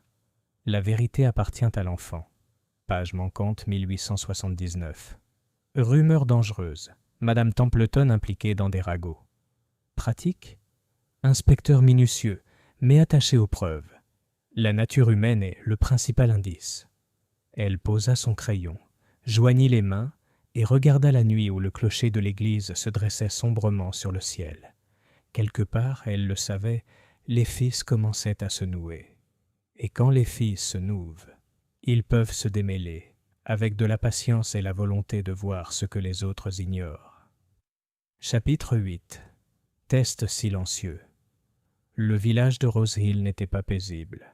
La verdure semblait étrangement nue sans les banderoles de fête, et les gens se croisaient dans la ruelle avec des hochements de tête prudents, plutôt que des salutations joyeuses. 2 morts si rapides avaient ébranlé la confiance. Les voisins se demandaient maintenant si la personne qui leur offrait un sourire était aussi capable de sombres agissements. Miss Marple, cependant, vaquait à ses occupations habituelles avec une sérénité apparente. Elle rendait visite à ses proches, sirotait son thé et posait ses petites questions, des questions si banales que peu de gens se rendaient la compte qu'elles étaient mises à l'épreuve. Sa première visite ce jour-là fut chez Alice Hartley. La jeune fille était pâle, les mains agitées, arrangeant des fleurs dans un pot. Miss Marple admira la composition, puis dit, presque distraitement, « Comme ces roses sont jolies. Vous me rappelez Mary Rose Chauncey. Un si joli nom, n'est-ce pas? Vous en avez entendu parler, bien sûr. » Alice parut surprise. « L'enfant mort il y a longtemps? Seulement ce que les gens disent, c'était de la fièvre. Pourquoi? » Miss Marple sourit doucement. « Oh, sans raison. Sauf que les enfants savent parfois des choses que leurs aînés oublient. » Elle marqua une pause, laissant les mots en suspens. Alice, après un moment de silence gêné, changea de sujet. Son deuxième appel fut adressé à Madame Templeton, qui la reçut avec une grâce raffinée, bien que ses mains flottaient au-dessus de ses tasses de thé comme si elles avaient besoin d'être occupées. « Vous devez être épuisée, chère Madame Templeton, » dit gentiment Miss Marple. « D'abord l'excitation de la fête, puis cette terrible tragédie. J'espère que vous ne vous surmenez pas. » Le teint de Madame Templeton se colora légèrement. « Oh, on s'en sort. Je connaissais à peine M. Drake, malgré ce qu'on dit. Une simple connaissance. On ne peut pas empêcher les ragots. » Miss Marple remuait son thé d'une main délicate. « Oui, les ragots affluent, n'est-ce pas? Et c'est si injuste. Quand le pauvre M. Pritchard est mort, quelqu'un a immédiatement suggéré que c'était une question d'argent de l'Église. Pourtant, j'imagine qu'il était troublé par quelque chose de bien plus ancien, et peut-être de bien plus triste. » Madame Templeton reposa sa tasse trop vite. « Plus vieux? Plus triste? Que veux-tu dire? » Miss Marple jeta un regard vague par la fenêtre. « Oh, c'est comme ça que les gens portent parfois le poids du passé. On se demande quel genre de lettre un homme comme M. Pritchard a pu conserver. » Elle laissa la remarque s'évanouir comme une fumée. Madame Templeton, cependant, resta étrangement tendue pendant le reste de la visite. Plus tard, dans l'après-midi, Miss Marple rencontra Stanley Brock, le jardinier d'Avery, en train de réparer une clôture le long du chemin. Il avait l'air renfrogné comme toujours, mais Miss Marple l'accueillit avec la chaleur d'une grand-mère. « Tu es très doué, Stanley. dit-elle. Quel coup de marteau! C'est très différent de la façon dont mon défunt oncle réparait les choses. Ça laissait toujours un jeu. Au fait, tu devais bien connaître le hangar derrière Rose Hill House? Stanley grogna. Je la ferme généralement à clé. Mais quelqu'un avait une clé, ou la forçait. Ce n'était pas moi. Miss Marple pencha la tête. Oh, je n'aurais jamais cru que c'était toi, mon cher. Mais on se demande bien qui, au village, est assez doué avec les serrures. Certains s'entraînent sur de petites boîtes avant d'en essayer de plus grandes. As-tu déjà entendu parler d'une chose pareille? Stanley fronça les sourcils. Je ne sais pas. Mais il remua, mal à l'aise, et Miss Marple retira cette réaction comme une maille de son tricot. Ce soir-là, l'inspecteur Graves vint nous rendre visite. Il semblait fatigué, mais déterminé. « J'ai retracé l'écriture sur les enveloppes de la valise de Pritchard, » dit-il à Miss Marple. « Elle correspond à celle de M. Drake. » Donc les deux hommes étaient connectés. Mais pourquoi ce secret? Miss Marple servit du thé. « Le secret est souvent moins une question de crime que de honte, inspecteur. On cache ce qu'on ne peut supporter d'avouer. Je me demande si l'un ou l'autre homme s'est renseigné sur les actes de naissance, les adoptions ou quoi que ce soit de ce genre. » Graves cligna des yeux. « Puisque tu le dis, la bibliothécaire a dit que Pritchard empruntait des livres de généalogie, et Drake lui a posé des questions sur les registres paroissiaux au-delà de Rose Hill. » Miss Marple lui adressa un petit sourire entendu. « Nous y voilà. Voyez-vous, inspecteur, il ne cherchait pas seulement de l'argent. Il cherchait un nom. » Graves se pencha en avant. « Un nom? Oui. Un nom juste, inspecteur, peut tout changer. Il peut transformer un étranger en héritier, ou un serviteur en menace. Et parfois, ajouta-t-elle doucement, il peut obliger le passé à payer le présent. » Cette nuit-là, Miss Marple écrivit dans son carnet « La main de Drake sur les lettres. Lien prouvé. » Les deux hommes ont retrouvé les archives familiales. Le centre de Chauncey. L'enfant. Chez Mary Rose Chauncey. Pourquoi est-ce important? Templeton est mal à l'aise à l'évocation des lettres.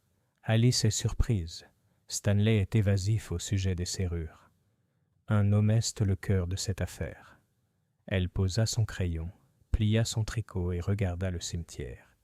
Le chat noir était de nouveau là, recroquevillé sur la tombe, comme pour la surveiller. Et Miss Marple pensa, avec une certitude tranquille, que ce n'était pas seulement la tombe de l'enfant qui était gardée, mais un secret que quelqu'un à Rose Hill préférerait tuer, plutôt que de laisser échapper. Chapitre 9. L'ombre de Chauncey. Le lendemain matin, la tranquillité était trompeuse. Le soleil scintillait sur les feuilles lavées par la pluie, et les hirondelles volaient au ras du pré. Pourtant, à Rose Hill, l'air était glacial, comme si la moindre parole impertinente pouvait le briser. 2 morts avaient transformé les ruelles, familières en couloirs de suspicion.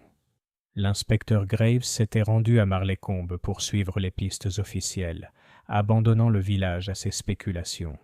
Mademoiselle Marple, qui trouvait les rumeurs du village plus utiles que n'importe quel rapport de police, se rendit tranquillement à la bibliothèque de près.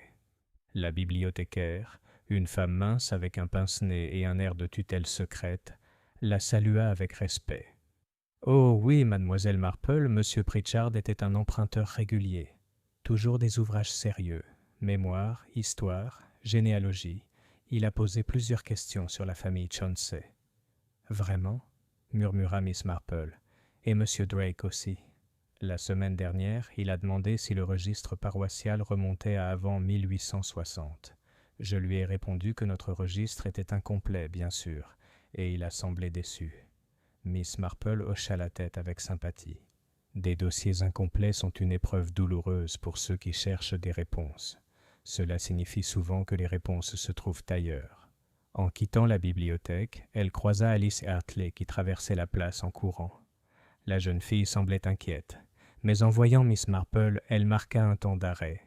« Mademoiselle Marple, » dit-elle à bout de souffle, « puis-je vous dire quelque chose? Cela pourrait ne rien vouloir dire. Ma chère, les choses que les gens pensent ne rien signifier sont souvent les plus importantes, » répondit doucement Miss Marple. Alice baissa la voix. « La semaine dernière, j'aidais à l'église avec les fleurs. Monsieur Pritchard est entré. Il m'a demandé, très poliment, si je savais où se trouvaient les tombes de Chauncey. Quand je lui ai montré, il est resté un long moment à regarder la pierre tombale. Puis il a dit « Si seulement les enfants pouvaient dire ce qu'ils savent. » Ça m'a fait un drôle d'effet. Les yeux de Miss Marple s'adoucirent. « Oui, Alice. C'est important. » Cet après-midi-là, l'inspecteur Graves revint avec des nouvelles. Il se rendit au cottage de Miss Marple, où elle venait de disposer 2 tasses de thé comme si elle l'attendait. « Je suis allé aux archives du comté, » dit-il en s'asseyant. Les Chauncey possédaient autrefois une propriété, le manoir de Chauncey, juste après Rose Hill. Vendu dans les années 1870 pour dette, il passa ensuite entre plusieurs mains. Pas de fortune là-dedans. Mais j'ai trouvé autre chose. L'enfant, Mary Rose Chauncey, n'était pas inscrite dans les registres de naissance du comté, seulement dans le registre paroissial. Miss Marple se pencha en avant. Donc, officiellement, elle n'existait pas. Exactement. Ce qui soulève la question, qui était-elle? Miss Marple sirota son thé. Je dirais que c'était une enfant dont la présence était gênante. Parfois, les familles dissimulent les naissances illégitimes en les déclarant discrètement dans une paroisse, où les registres ont moins de chances d'être vérifiés.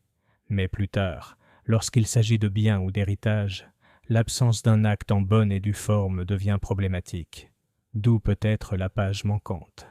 Graves fronça les sourcils. « Mais pourquoi tuer pour ça maintenant, après tant d'années ?»« Parce que le passé est toujours là, inspecteur, » dit doucement Miss Marple. « Quelqu'un a dû craindre que M. Pritchard ou M. Drake ne découvrent une vérité menaçant leur confort présent. » Ce soir-là, Mademoiselle Marple rejoignit le cercle de couture de Rose Hill House.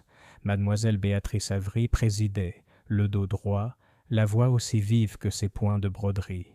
La conversation dériva, comme toujours, vers les meurtres. « C'est intolérable, » déclara Mademoiselle Avery.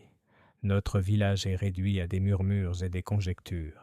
Si ces hommes ont fouiné dans des choses qu'il valait mieux laisser enfouies, ils ont attiré leur propre sort. » Il y eut un murmure d'approbation, mais Miss Marple remarqua le rapide regard que Béatrice lança à son frère, Sir Giles, assis, raide, avec son journal. Sa main tremblait légèrement en tournant une page. Miss Marple fit un point net et dit, comme distraitement, « C'est curieux, n'est-ce pas, comme les morts dominent les vivants. Les Chauncey, bien que disparus, semblent plus présents à Rose Hill aujourd'hui qu'ils ne l'étaient de leur vivant. » Sir Giles leva brusquement les yeux. « Les Chauncey ne sont rien pour nous. Ils se sont dissipés, et il valait mieux les oublier. » dit Miss Marple d'un ton doux. « Mais les choses oubliées finissent toujours par revenir, Sir Giles, surtout quand elles ont été cachées plutôt que véritablement enterrées. » Cette nuit-là, dans son carnet, Miss Marple écrivit « L'enfant Mary Rose Chauncey n'est pas inscrite au registre du comté, seulement paroissial. Naissance dissimulée. Pritchard et Drake en quête d'identité.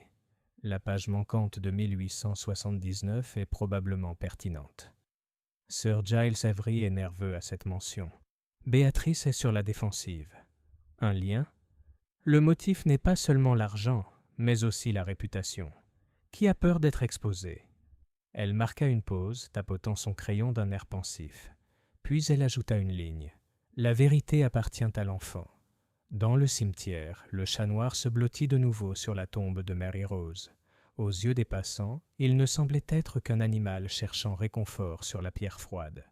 Mais pour Miss Marple, qui regardait la verdure depuis sa fenêtre éclairée par une lampe, c'était un rappel.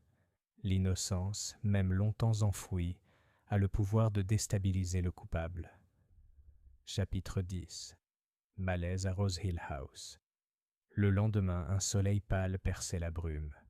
Rose Hill paraissait presque idyllique dans la lumière matinale, mais pour ceux qui arpentaient ses ruelles, le village ne semblait plus sûr. Les suspicions s'accrochaient aux haies aussi sûrement que la rosée. L'inspecteur Graves, de plus en plus convaincu que le cœur du problème se trouvait à Rose Hill House, s'y rendit en fin de matinée. Miss Marple, l'ayant anticipé, parvint à arriver peu après, apparemment pour apporter un pot de confiture de fraises à la gouvernante. Mademoiselle Béatrice Avery les reçut tous deux au salon. Elle était impeccablement mise, son tailleur en tweed gris contrastant avec le chintz délavé, mais son expression trahissait une légère tension. Sir Giles était assis dans un fauteuil, raide comme s'il avait été sculpté, le journal plié mais non lu dans ses mains.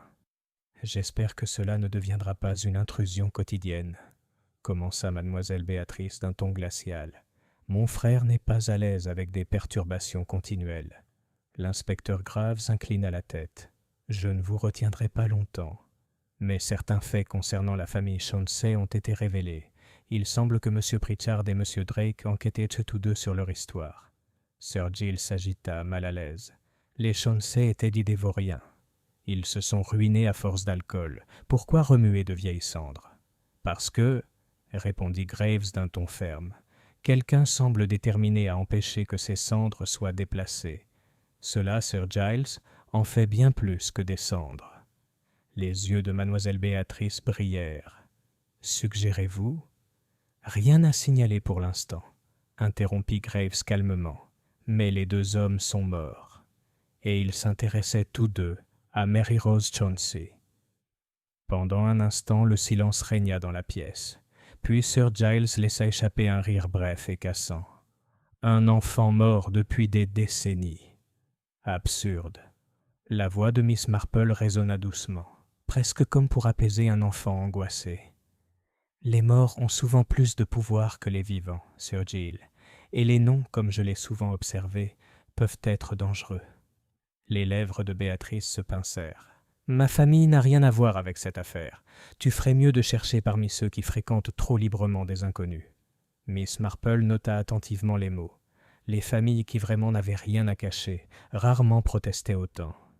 Cet après-midi-là, mademoiselle Marple s'arrêta au presbytère, où le révérend Channing était assis, l'air sombre, devant les papiers paroissiaux. « Mademoiselle Marple, dit-il, toute cette affaire est une véritable torture. Mais je me souviens d'une chose étrange. Il y a quelques années, lors du vidage de l'ancienne sacristie, on avait parlé d'une enveloppe scellée parmi les papiers de Chauncey. Elle avait été remise au père de Sir Giles, qui était administrateur de la succession. Je n'en ai plus jamais entendu parler. » Les yeux de Miss Marple s'illuminèrent. « C'est très intéressant, révérend. Les enveloppes scellées sont comme des graines enterrées. Elles germent souvent au moment où on s'y attend le moins. Ce soir-là, les rumeurs prirent une autre tournure. La rumeur se répandit que Sir Giles avait été aperçu en pleine conversation animée avec Julian Drake 2 nuits avant la fête, près des grilles de Rose Hill House.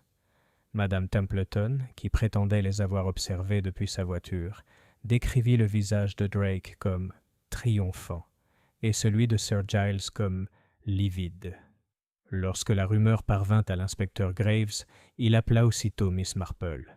Elle l'écouta avec sa sérénité habituelle. « Voyez-vous, inspecteur, tout commence à s'éclaircir. Monsieur Drake a dû découvrir quelque chose, peut-être dans cette enveloppe scellée.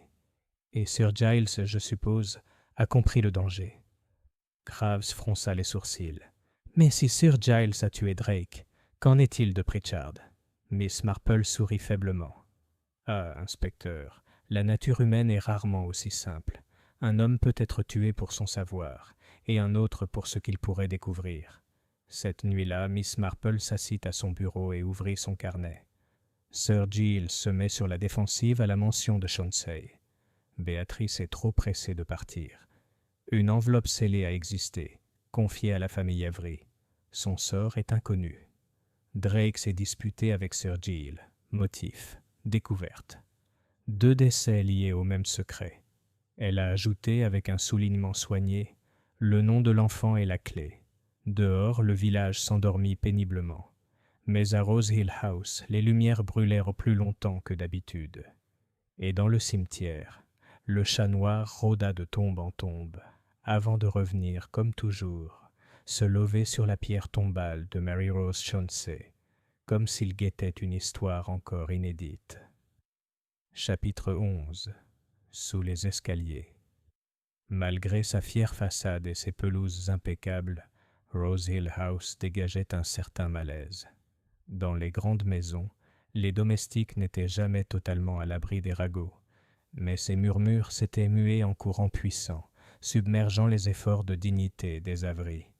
Miss Marple, qui avait développé un talent pour se laisser sous-estimer, demanda à la gouvernante, Madame Ellis, si elle pouvait apporter un panier de chaussettes tricotées pour le tronc des pauvres de l'hiver. Madame Ellis, corpulente et pragmatique, la reçut chaleureusement et l'invita à prendre le thé dans le hall des domestiques. Là, au milieu de l'odeur du phénol et de la cire d'abeille, Miss Marple s'installa dans un fauteuil dur, son tricot à la main. Elle ne posa aucune question, se contenta d'écouter. Les domestiques, elle le savait, parlaient non plus librement lorsqu'ils se sentaient inaperçus. Ce fut la femme de chambre qui laissa échapper le premier indice. « Monsieur Drake n'était pas un inconnu, » dit-elle à mi-voix. « Pas pour le maître, en tout cas. Je l'ai vu à la porte latérale il y a un mois. Sir Giles lui a donné de l'argent. Des billets pliés, en fait, dans une liasse. » Le valet de pied fronça les sourcils. « Tu es sûr de ça ?»« Aussi sûr que mes propres yeux. » Madame Ellis les fit taire, mais mademoiselle Marple avait déjà caché le fait. L'argent versé en privé était rarement bien dépensé. En se levant pour partir, Miss Marple s'adressa gentiment à Madame Ellis. « Vos maîtres doivent être soumis à une grande pression. Espérons qu'ils bénéficient d'une aide loyale. » Madame Ellis pinça les lèvres. « Nous faisons de notre mieux, madame. Mais c'est difficile quand il y a des humeurs. Mademoiselle Béatrice, c'est une femme forte, avec la langue bien pendue. Et Sir Giles, eh bien, il garde ses problèmes pour lui. Il y a des années, il y avait quelque chose à propos des Chauncey. Le vieux maître avait des affaires, voyez-vous. Nous n'avons jamais su ce qu'il en était advenu, seulement que les papiers étaient rangés dans un tiroir fermé à clé. » Les yeux de Miss Marple s'illuminèrent. Un tiroir verrouillé. C'est très suggestif. Cet après-midi-là, l'inspecteur Graves rejoignit Miss Marple à son cottage. Elle lui raconta ce qu'elle avait entendu. Il fronça les sourcils et tapota son carnet. « De l'argent de Sir Giles à Drake. Ça sent le chantage. Et si Drake en faisait trop ?»« Tout à fait, » acquiesça Miss Marple. « Mais rappelez-vous, inspecteur, que les maîtres chanteurs se contentent rarement d'une seule victime. Monsieur Pritchard a peut-être participé à la même affaire, ou lui a été associé. » Graves hocha la tête d'un air sombre. « Je vais jeter un œil au bureau de Sir Giles, avec un mandat, si nécessaire. » Miss Marple ajouta. « Et ne négligez pas les tiroirs, inspecteur. Les familles cachent plus de choses dans les meubles que dans leur cœur. » Ce soir-là, un petit drame se produisit à l'auberge du village. Stanley Brock, le jardinier d'Avery, avait bu plus de bière qu'il n'était raisonnable. Détendu par l'alcool, il murmura à portée de voix de plusieurs villageois. Pritchard n'était pas le seul à fouiner sur les tombes. Mademoiselle Avery elle-même s'y est rendue après la tombée de la nuit, il y a une semaine. Je croyais que personne ne l'avait vue, mais moi, j'ai vu. Les mots se répandirent dans la taverne comme une traînée de poudre. En moins d'une heure, la moitié du village les répéta « Mademoiselle Béatrice Avery dans le cimetière, la nuit ». Lorsque l'histoire parvint à l'inspecteur Graves, il soupira. Une autre complication. Si elle était sur la tombe, elle savait peut-être ce que Pritchard et Drake cherchaient. Miss Marple se contenta de croiser les mains. « Oui, inspecteur. Mais il faut être prudent. Une femme comme Béatrice Avery peut garder des secrets de famille, même jusqu'à la ruine. Cela ne signifie pas qu'elle est coupable de meurtre. Mais cela signifie peut-être qu'elle sait qui l'est. » Cette nuit-là, Miss Marple écrivit dans son carnet « Serviteur, Drake connu de Sir Giles, argent versé en privé. Vieux tiroir verrouillé, papier concernant Chauncey, enveloppe scellée, Béatrice vue sur une tombe la nuit. Pourquoi se cacher? Par loyauté? Par peur? Chantage probable. Victime, Sir Giles, peut-être d'autres. Mais qui craignait Pritchard la plupart? Elle a souligné la dernière ligne 2 fois. Dehors, le chat noir n'avait pas pris sa place habituelle sur la tombe de Mary Rose Chauncey. Il rôdait sans relâche parmi les pierres, la queue battante. Miss Marple, qui l'observait depuis sa fenêtre, lui trouva moins l'air d'une sentinelle que d'une créature perturbée, comme si même les morts commençaient à s'agiter. Chapitre 12. La page manquante. Le lendemain, l'inspecteur Graves obtint l'autorisation de perquisitionner Rose Hill House. Sir Giles Avery protesta amèrement, mais celles de mademoiselle Béatrice furent plus vives encore. Son ton sec suggérait l'indignation, mais était teinté de peur. Graves, discrètement accompagné de Miss Marple, examina le bureau, une pièce au mur sombre, avec un lourd bureau et de hauts placards. Les tiroirs ne livrèrent d'abord que des factures, des permis de chasse et la correspondance habituelle. Mais dans le tiroir du bas, sous une fausse doublure astucieusement installée, la main de Graves toucha une liasse de papier. Il l'étire lentement. La feuille du dessus était jaunie par le temps, pliée à de nombreuses reprises. À sa vue, mademoiselle Béatrice poussa un cri involontaire. « Ce sont des papiers familiaux privés !» s'exclama-t-elle. Graves l'ignora et déplia la feuille. C'était une feuille de registre paroissial, soigneusement découpée dans sa reliure. L'entête disait « Paroisse de Rose Hill, enterrement. 1879 » 3 noms apparaissaient à l'encre délavée, mais l'un d'eux avait été barré de larges traits de plume. Le nom, bien que masqué, était encore à peine lisible. « Marie-Rose Chauncey ». Miss Marple se pencha. « Ça explique beaucoup de choses. » Graves avait l'air sombre. Alors la page manquante était là depuis toujours, cachée chez les Avery. Sir Giles fulmina. « Ça ne prouve rien. Les papiers sont tombés entre les mains de mon père, qui en était le fiduciaire. Il les a gardés en sécurité, c'est tout. » Mais le regard de Miss Marple, bien que bienveillant, était perçant. « En sécurité, Sir Giles, ou enterrés ? Il y a une différence. Et ceux qui enterrent le font souvent par peur de ce qui poussera si la graine est vue. » Plus tard, au presbytère, Graves et Miss Marple examinèrent les papiers de plus près. À côté du feuillet du registre se trouvait une enveloppe scellée, dont la cire était devenue cassante avec le temps. À l'intérieur se trouvait une lettre écrite d'une écriture victorienne soignée. À qui cela peut concerner? Il a lu. L'enfant Mary. Rose n'est pas de sang Chauncey, mais a été placée ici pour éviter le scandale. Son véritable père et le reste avait été violemment effacé à l'encre, effaçant le nom. Graves se rassit lourdement. L'enfant était donc illégitime, dissimulé pour protéger la réputation de quelqu'un. Mais de qui? Miss Marple dit doucement. Voilà, inspecteur, le cœur du problème. Et quelqu'un de vivant aujourd'hui craignait que M. Pritchard et M. Drake ne soient sur le point de le découvrir.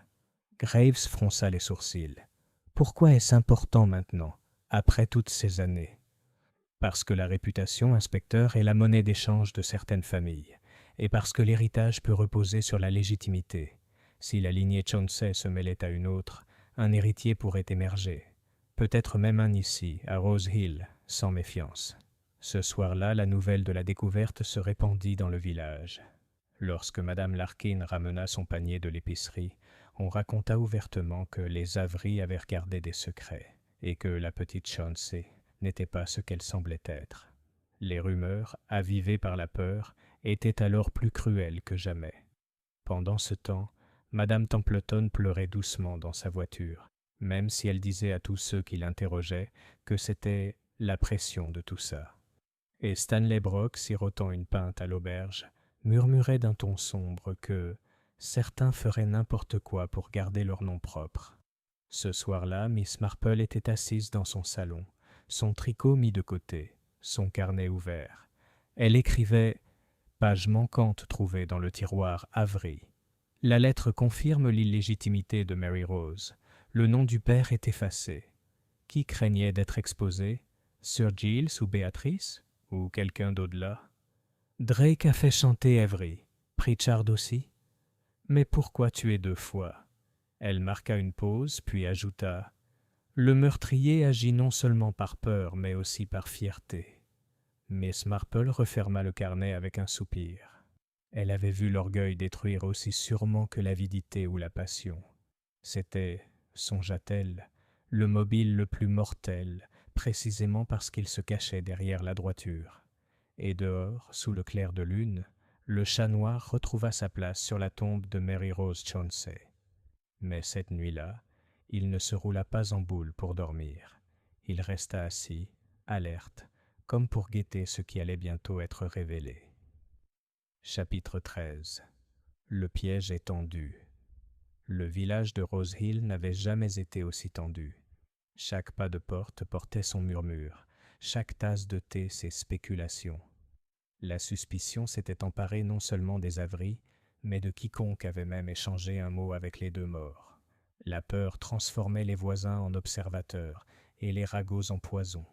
Miss Marple, qui semblait ne rien faire d'autre que tricoter et rendre des visites polies, se déplaçait avec un calme qui dissimulait une intention. Elle avait appris depuis longtemps que la nature humaine, si on lui donne un coup de pouce, se révèle sans contrainte. Cet après-midi-là, elle rendit visite à Madame Templeton. Celle-ci l'accueillit avec une grâce forcée, un peu trop prompte à protester de son sang-froid. « Ma chère Miss Marple, c'est vraiment affreux. Je n'ose imaginer ce que l'inspecteur va découvrir ensuite. » Miss Marple sirota son thé et remarqua, avec sa douceur: « C'est curieux, n'est-ce pas, comme les lettres nous trahissent. On peut les déchirer, les brûler, les cacher, et pourtant la vérité persiste. Même les ragots puisent leurs racines dans des mots écrits il y a longtemps. » Madame Templeton resta immobile. « Des lettres? Quelles lettres? » « Oh, je pensais à M. Pritchard, » dit Miss Marple d'un ton vague. « Il a dû être très affligé, le pauvre homme, d'avoir une telle correspondance sur lui. Et l'avoir découverte, c'est le genre d'exposition que certaines personnes ne supportent pas. » La tasse de Madame Templeton vibra légèrement contre sa soucoupe. « Oui, tout à fait. Être exposé est une chose terrible. » Miss Marple lui adressa un sourire bienveillant et changea de sujet pour parler des boutures de rosiers. Mais elle en avait assez vu. Le lendemain, Mademoiselle Marple organisa une petite réunion au presbytère. Madame Roper, Madame Templeton, Sir Giles et Mademoiselle Béatrice Avery, le jeune Peter Conway, Alice Hartley et l'inspecteur Graves. Le prétexte était une discussion sur les œuvres caritatives paroissiales, mais chacun savait pourquoi ils étaient là. Le groupe était assis, mal à l'aise, dans le salon du vicaire, les yeux rivés sur l'inspecteur. Miss Marple, son tricot sur les genoux, ne ressemblait qu'à une aimable vieille dame. « Mes chers amis, » commença-t-elle doucement, « nous sommes tous bouleversés par les événements récents. Mais je crois que le cœur du problème ne réside pas dans la violence, mais dans le passé, plus précisément dans l'enfance de Mary Rose Chauncey. » Béatrice Avery se raidit. « On devrait laisser ce nom tranquille. Mais la paix, » dit doucement Miss Marple, « ne peut être bâtie sur des mensonges. M. Pritchard et M. Drake cherchaient tous deux sa vérité, et cette vérité était cachée, dans une page arrachée du registre et dans une lettre que quelqu'un a tenté d'effacer. » Un silence s'abattit. Sir Giles s'agita, mal à l'aise, sur sa chaise. Madame Templeton pressa son mouchoir contre ses lèvres. Miss Marple poursuivit d'une voix calme. La lettre nous apprenait que Mary Rose n'était pas du tout une enfant Chauncey. Sa véritable filiation était cachée. Ce fait, s'il avait été révélé, aurait pu altérer des réputations, voire des héritages. Elle marqua une pause, posant son regard sur chaque visage tour à tour. Quelqu'un dans cette pièce savait que M. Drake avait appris la vérité et que M. Pritchard le suivait de près. Et ainsi 2 hommes sont morts. Béatrice haleta. « Tu veux dire l'un de nous ?»« Pas l'un des nôtres, mademoiselle Avery, » corrigea doucement mademoiselle Marple. « Celui dont la fierté ne supportait pas l'ombre d'être exposé. Celui qui craignait la disgrâce plus que le meurtre. Je ne les nommerai pas encore. Je suggère plutôt de leur laisser l'occasion de se révéler. » À ce moment-là, la femme de chambre du vicaire apporta un petit plateau. Sur celui-ci reposait le stylo plume cabossé que M. Pritchard avait autrefois emporté, récupéré dans sa chambre par l'inspecteur Graves à la suggestion de mademoiselle Marple. Miss Marple le souleva délicatement. « C'est le stylo dont M. Pritchard prétendait qu'il avait fui. Mais il n'a pas fui. Il a été utilisé. À l'intérieur du capuchon, l'inspecteur Graves a trouvé le bout de papier qu'il portait à sa mort. Ce papier porte un nom, le nom du véritable père de Mary Rose Chauncey. Il y eut une inspiration collective. Miss Marple regarda autour d'elle avec une douce sérénité. « Je pense que nous allons voir maintenant qui ne peut se contenir. » Pendant un long moment, le silence régna. Puis, avec un cri étranglé, une personne se leva d'un bond, protestant trop fort, trop vite. Son visage, déformé par la peur et la fureur, trahissait la vérité bien plus clairement que l'encre sur le papier ne le pourrait jamais. Miss Marple croisa les mains sur ses genoux. « Oui, » dit-elle doucement, « c'est exactement ce que je pensais. » Chapitre 14. La révélation. L'espace d'un instant, le salon du presbytère resta figé. La silhouette qui s'était levée d'un bond tremblait, ses mots déferlant dans un torrent de protestations. « Ce sont des mensonges. Vous n'avez aucune preuve? Cette vieille femme raconte des histoires. Et vous? Vous l'écoutez tous comme si elle était la Bible. » L'inspecteur Graves se leva, la voix posée. « Asseyez-vous, Madame Templeton. » Un halètement parcourut la pièce. Madame Templeton vacillait, la main agrippée au dossier d'une chaise. Son visage était pâle, mais ses yeux flamboyaient. La voix douce de Miss Marple rompit le silence. « Oh, mais nous avons des preuves, ma chère. Non seulement dans le fragment de papier de M. Pritchard, mais aussi dans vos propres paroles et actions. Vous vous êtes trahi bien avant cet instant. » Tous les regards se tournèrent vers Miss Marple alors qu'elle joignait les mains et parlait avec une clarté calme. « Considérons d'abord M. Pritchard. Il est venu à Rose Hill en quête de vérité. Il a emprunté des généalogies, s'est renseigné sur des tombes et a reçu des lettres, écrites par M. Drake, l'exhortant à se tourner vers Mary Rose Chauncey. M. Drake faisait déjà chanter Sir Giles Avery, car il savait que l'enfant était illégitime. Mais M. Pritchard, je pense, recherchait plus que de l'argent. Il recherchait la reconnaissance, peut-être même une revendication. Voyez-vous, il était lui-même un descendant de Mary Rose. Cela explique sa remarque à Madame Roper. Le passé ne meurt jamais. Il change seulement de main. Il retraçait son propre passé. Elle s'arrêta, laissant le choc s'installer. Mais M. Pritchard s'est confié trop librement. Il vous a laissé entendre, Madame Templeton, qu'il avait presque trouvé ce qu'il cherchait. Vous avez immédiatement compris le danger, car le nom figurant dans cette lettre, bien qu'effacé, était un nom que vous connaissiez trop bien. Le père de Mary Rose n'était pas un Chauncey, mais un Templeton, un des ancêtres de votre mari. Madame Templeton poussa un cri étranglé. « Non. »« Oui, » poursuivit doucement Miss Marple. « Les Templeton ont bâti leur position à Rose Hill sur l'apparence d'une longue respectabilité, la révélation d'un enfant caché, d'une branche illégitime. Eh bien, cela aurait terni le nom de la famille. Vous ne pouviez pas supporter cela. Toute votre vie a été consacrée aux apparences, les plus beaux chapeaux, la meilleure marmelade, les bonnes fréquentations. L'orgueil était votre héritage, et l'orgueil est devenu votre motivation. » Le visage de l'inspecteur Graves était sombre. « Allez-y, Miss Marple. »« Très bien. Monsieur Pritchard s'est rendu au cimetière le jour de la fête, avec l'intention de faire un estampage de la tombe de Chauncey, peut-être pour comparer les noms. Vous l'avez suivi. Le chat alarmé a crié. Lorsqu'il s'est retourné, vous avez saisi votre chance. Vous vous êtes débattu avec lui. Sa manche était déchirée, et vous lui avez cogné la tête contre la pierre. Mais vous n'étiez pas en sécurité. Monsieur Drake en savait plus. Il avait la page manquante, la lettre, et il avait déjà commencé à faire pression sur Sir Giles pour obtenir de l'argent. Et je soupçonne, Madame Templeton, qu'il vous a également fait pression, menaçant de répandre la vérité dans le village si vous n'achetiez pas son silence. Vous l'avez attiré au hangar Avery, sous prétexte d'une confidence. Là, vous l'avez réduit au silence. Une seconde mort pour préserver un nom. Il y eut un silence. Madame Templeton vacillait, les lèvres tremblantes. « Ce n'était pas de l'orgueil, » murmura-t-elle. « C'était de la protection. Mes enfants, leur avenir. Crois-tu que je laisserais tout cela être ruiné par quelqu'un, un misérable employé et un maître chanteur. Le regard de Miss Marple était doux mais inébranlable. Ah, ma chère, mais c'était quand même de l'orgueil, car les enfants supportent mieux la vérité que le mensonge, si seulement on leur en donne la chance. Ce sont les mensonges qui pourrissent, comme l'humidité sous le plancher. L'inspecteur Graves s'avança. « Madame Templeton, je vous demande de m'accompagner. » L'assemblée se dispersa dans un silence sourd. Béatrice Avery paraissait figée, le visage indéchiffrable. Sir Giles s'épongea le front en marmonnant qu'il s'agissait d'un scandale de Templeton, pas d'une autre. Madame Roper pleurait doucement dans son mouchoir. Alice Hartley s'accrochait au bras de Peter Conway, les yeux écarquillés par le choc.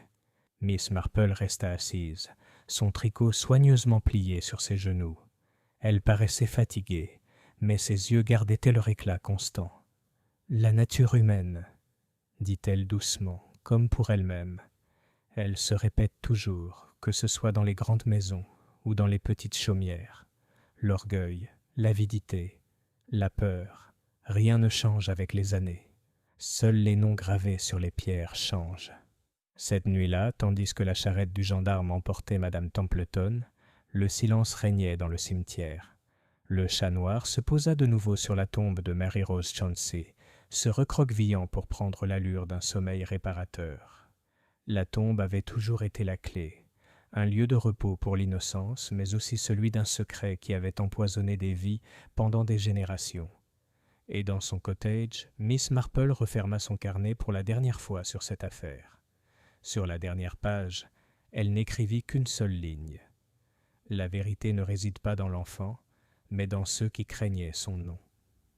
Chapitre 15. Conséquences. Dans les jours qui suivirent l'arrestation de Madame Templeton, Rose Hill évoluait comme dans un brouillard. Les cloches de l'église sonnaient comme toujours. Les portes des boutiques s'ouvraient et se fermaient. Les enfants couraient après des cerceaux dans la verdure. Mais un sentiment d'irréalité s'attachait à tout. Il était difficile pour les villageois de concilier la silhouette vive et coiffée de son chapeau de Madame Templeton, si longtemps incontournable des comités et des fêtes, avec la femme qui avait abattu 2 hommes de sang-froid. Chez l'épicier, Madame Larkin déclara avoir toujours soupçonné quelque chose, même si sa mémoire lui avait curieusement fait défaut auparavant. À la poste, M. Gibbs secoua la tête et murmura que les femmes étaient plus dangereuses que les hommes en matière de secret. Le pasteur parla avec émotion du péché, du chagrin et du pardon, même si sa voix tremblait lorsqu'il nomma Madame Templeton dans sa prière. La maison des Avery portait elle aussi la marque de tension. Sir Giles feignait le soulagement que le scandale ne soit pas dû à la famille Avery, mais ses mains tremblaient en levant son verre de vin. Mademoiselle Béatrice gardait la tête plus haute que jamais, son sang-froid inébranlable, et pourtant les domestiques murmuraient qu'elle avait pleuré dans sa chambre la nuit du départ de Madame Templeton. L'orgueil, songea Mademoiselle Marple, est une armure qui pèse lourdement dans la solitude. Madame Roper, aux ormes, laissa discrètement ses chambres vides. Elle dit à Mademoiselle Marple qu'elle ne souhaitait pas prendre de nouveaux locataires avant très longtemps. Pourtant, ses pâtisseries restèrent excellentes et sa gentillesse envers Alice Hartley intacte.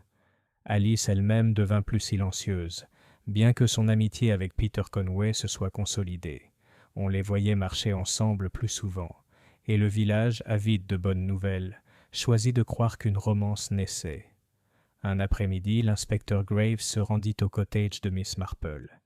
Il paraissait plus détendu qu'il ne l'avait été depuis des semaines, même si son regard exprimait encore le poids du devoir. « Vous aviez raison dès le départ, Miss Marple, » dit-il. « Il n'a jamais été question d'argent au sens strict du terme. C'était une question de nom et de fierté. Pritchard tenait à son héritage, Drake voulait le profit, et Madame Templeton craignait la disgrâce. Entre eux, la tragédie était inévitable. » Miss Marple sourit doucement. « Les noms peuvent être aussi mortels que des couteaux, inspecteur. Mais c'est toujours la nature humaine qui nous donne la main. » Il hésita. « Vous en lassez-vous jamais, Miss Marple ? de voir si clairement ce que les autres ne voient pas. Elle plia son tricot avec un léger rire. « Oh, mon cher inspecteur, je ne le cherche pas. Je le remarque simplement. C'est comme le jardinage. On voit quelles plantes prospèrent et lesquelles se fanent, et on comprend le sol. Les êtres humains sont très semblables. » Graves se leva et inclina son chapeau. « J'espère que Rose Hill retrouvera la paix. » Et c'est ce qui se passa, ou du moins sembla-t-il. Les semaines passèrent, les feuilles se dorèrent, et le village reprit son rythme de thé, de marché et de services religieux. Les enfants jouaient, les dames composaient des bouquets, et les ragots tournaient autour de sujets plus sûrs. Pourtant, sous la surface, quelque chose avait changé. Rose Hill s'était regardée dans le miroir de sa propre fierté, et ce reflet était difficile à oublier. Par un dimanche soir tranquille, Miss Marple traversa le cimetière. L'air était frais, les ifs projetaient de longues ombres. Elle s'arrêta près de la pierre tombale de Mary-Rose Chauncey, le petit agneau sculpté encore pâle sous la mousse. Le chat noir était là, paisiblement blotti. Miss Marple se pencha, non pour le toucher, mais pour le contempler de ses yeux calmes. « Eh bien, ma chère, » murmura-t-elle, « les vivants ont avoué leur culpabilité, tandis que les morts ont gardé le silence. C'est peut-être bien ainsi. » Le chat cligna lentement des yeux, comme pour acquiescer, puis glissa sa tête sous sa patte. Miss Marple se retourna vers sa maison, le pas tranquille, l'esprit serein. Le village se rétablirait, comme toujours. La vie, avec ses tasses de thé et ses roses, reprendrait son cours paisible. Mais au fond, elle le savait, le passé ne mourrait jamais complètement. Il dormait seulement, tel un chat sur une tombe, attendant ceux qui osaient le perturber. Chapitre 16. Épilogue dans le jardin. L'automne était bien installé à Rose Hill. L'air était imprégné d'un parfum vif de fumée de bois, et les haies resplendissaient de baies. La vie, en apparence, avait repris son rythme d'antan. On ne parlait de la fête qu'en murmures, des morts en demi-phrases, comme si les villageois pouvaient y les bannir en évitant les mots. Miss Marple était assise dans son jardin de cottage, taillant ses rosiers. Les plantes, bien que dépouillées de leurs atours estivaux, conservaient une certaine dignité, tout comme le village, après le scandale. Alice Hartley s'arrêta devant le portail, accompagnée de Peter Conway. Il portait un panier de pommes, cadeau pour Miss Marple. « Rose Hill est plus calme maintenant, » dit doucement Alice, « même si je ne peux pas oublier. » Miss Marple sourit. « Vous non plus, ma chère. Oublier nous rend insouciants, mais se souvenir, si on se souvient avec bienveillance, nous instruit. » Peter, toujours aussi sérieux, dit « J'espère que le village ne considérera pas toujours Madame Templeton comme une meurtrière. »« Peut-être pas toujours, » répondit Miss Marple. « Le temps adoucit les choses, même s'il ne les efface jamais complètement. On finira par parler davantage de ces gâteaux et de ces comités que de ces crimes. C'est ainsi que vivent les petites communautés. Elles privilégiaient le confort à la vérité. » Plus tard dans la journée, l'inspecteur Graves traversa le village en route pour Marleycombe.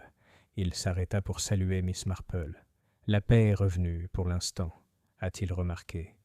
Miss Marple parut pensive. « La paix, oui, mais jamais la perfection. La nature humaine ne change pas avec les saisons, inspecteur. Dans chaque village, chaque ville, les mêmes graines gisent sous la terre. L'orgueil, la peur, l'avidité, l'amour. Il suffit d'un peu de perturbation pour qu'elles poussent. » Graves sourit ironiquement. « Et vous, Miss Marple, vous remarquez toujours les premières pousses. » Elle rit doucement. « Peut-être.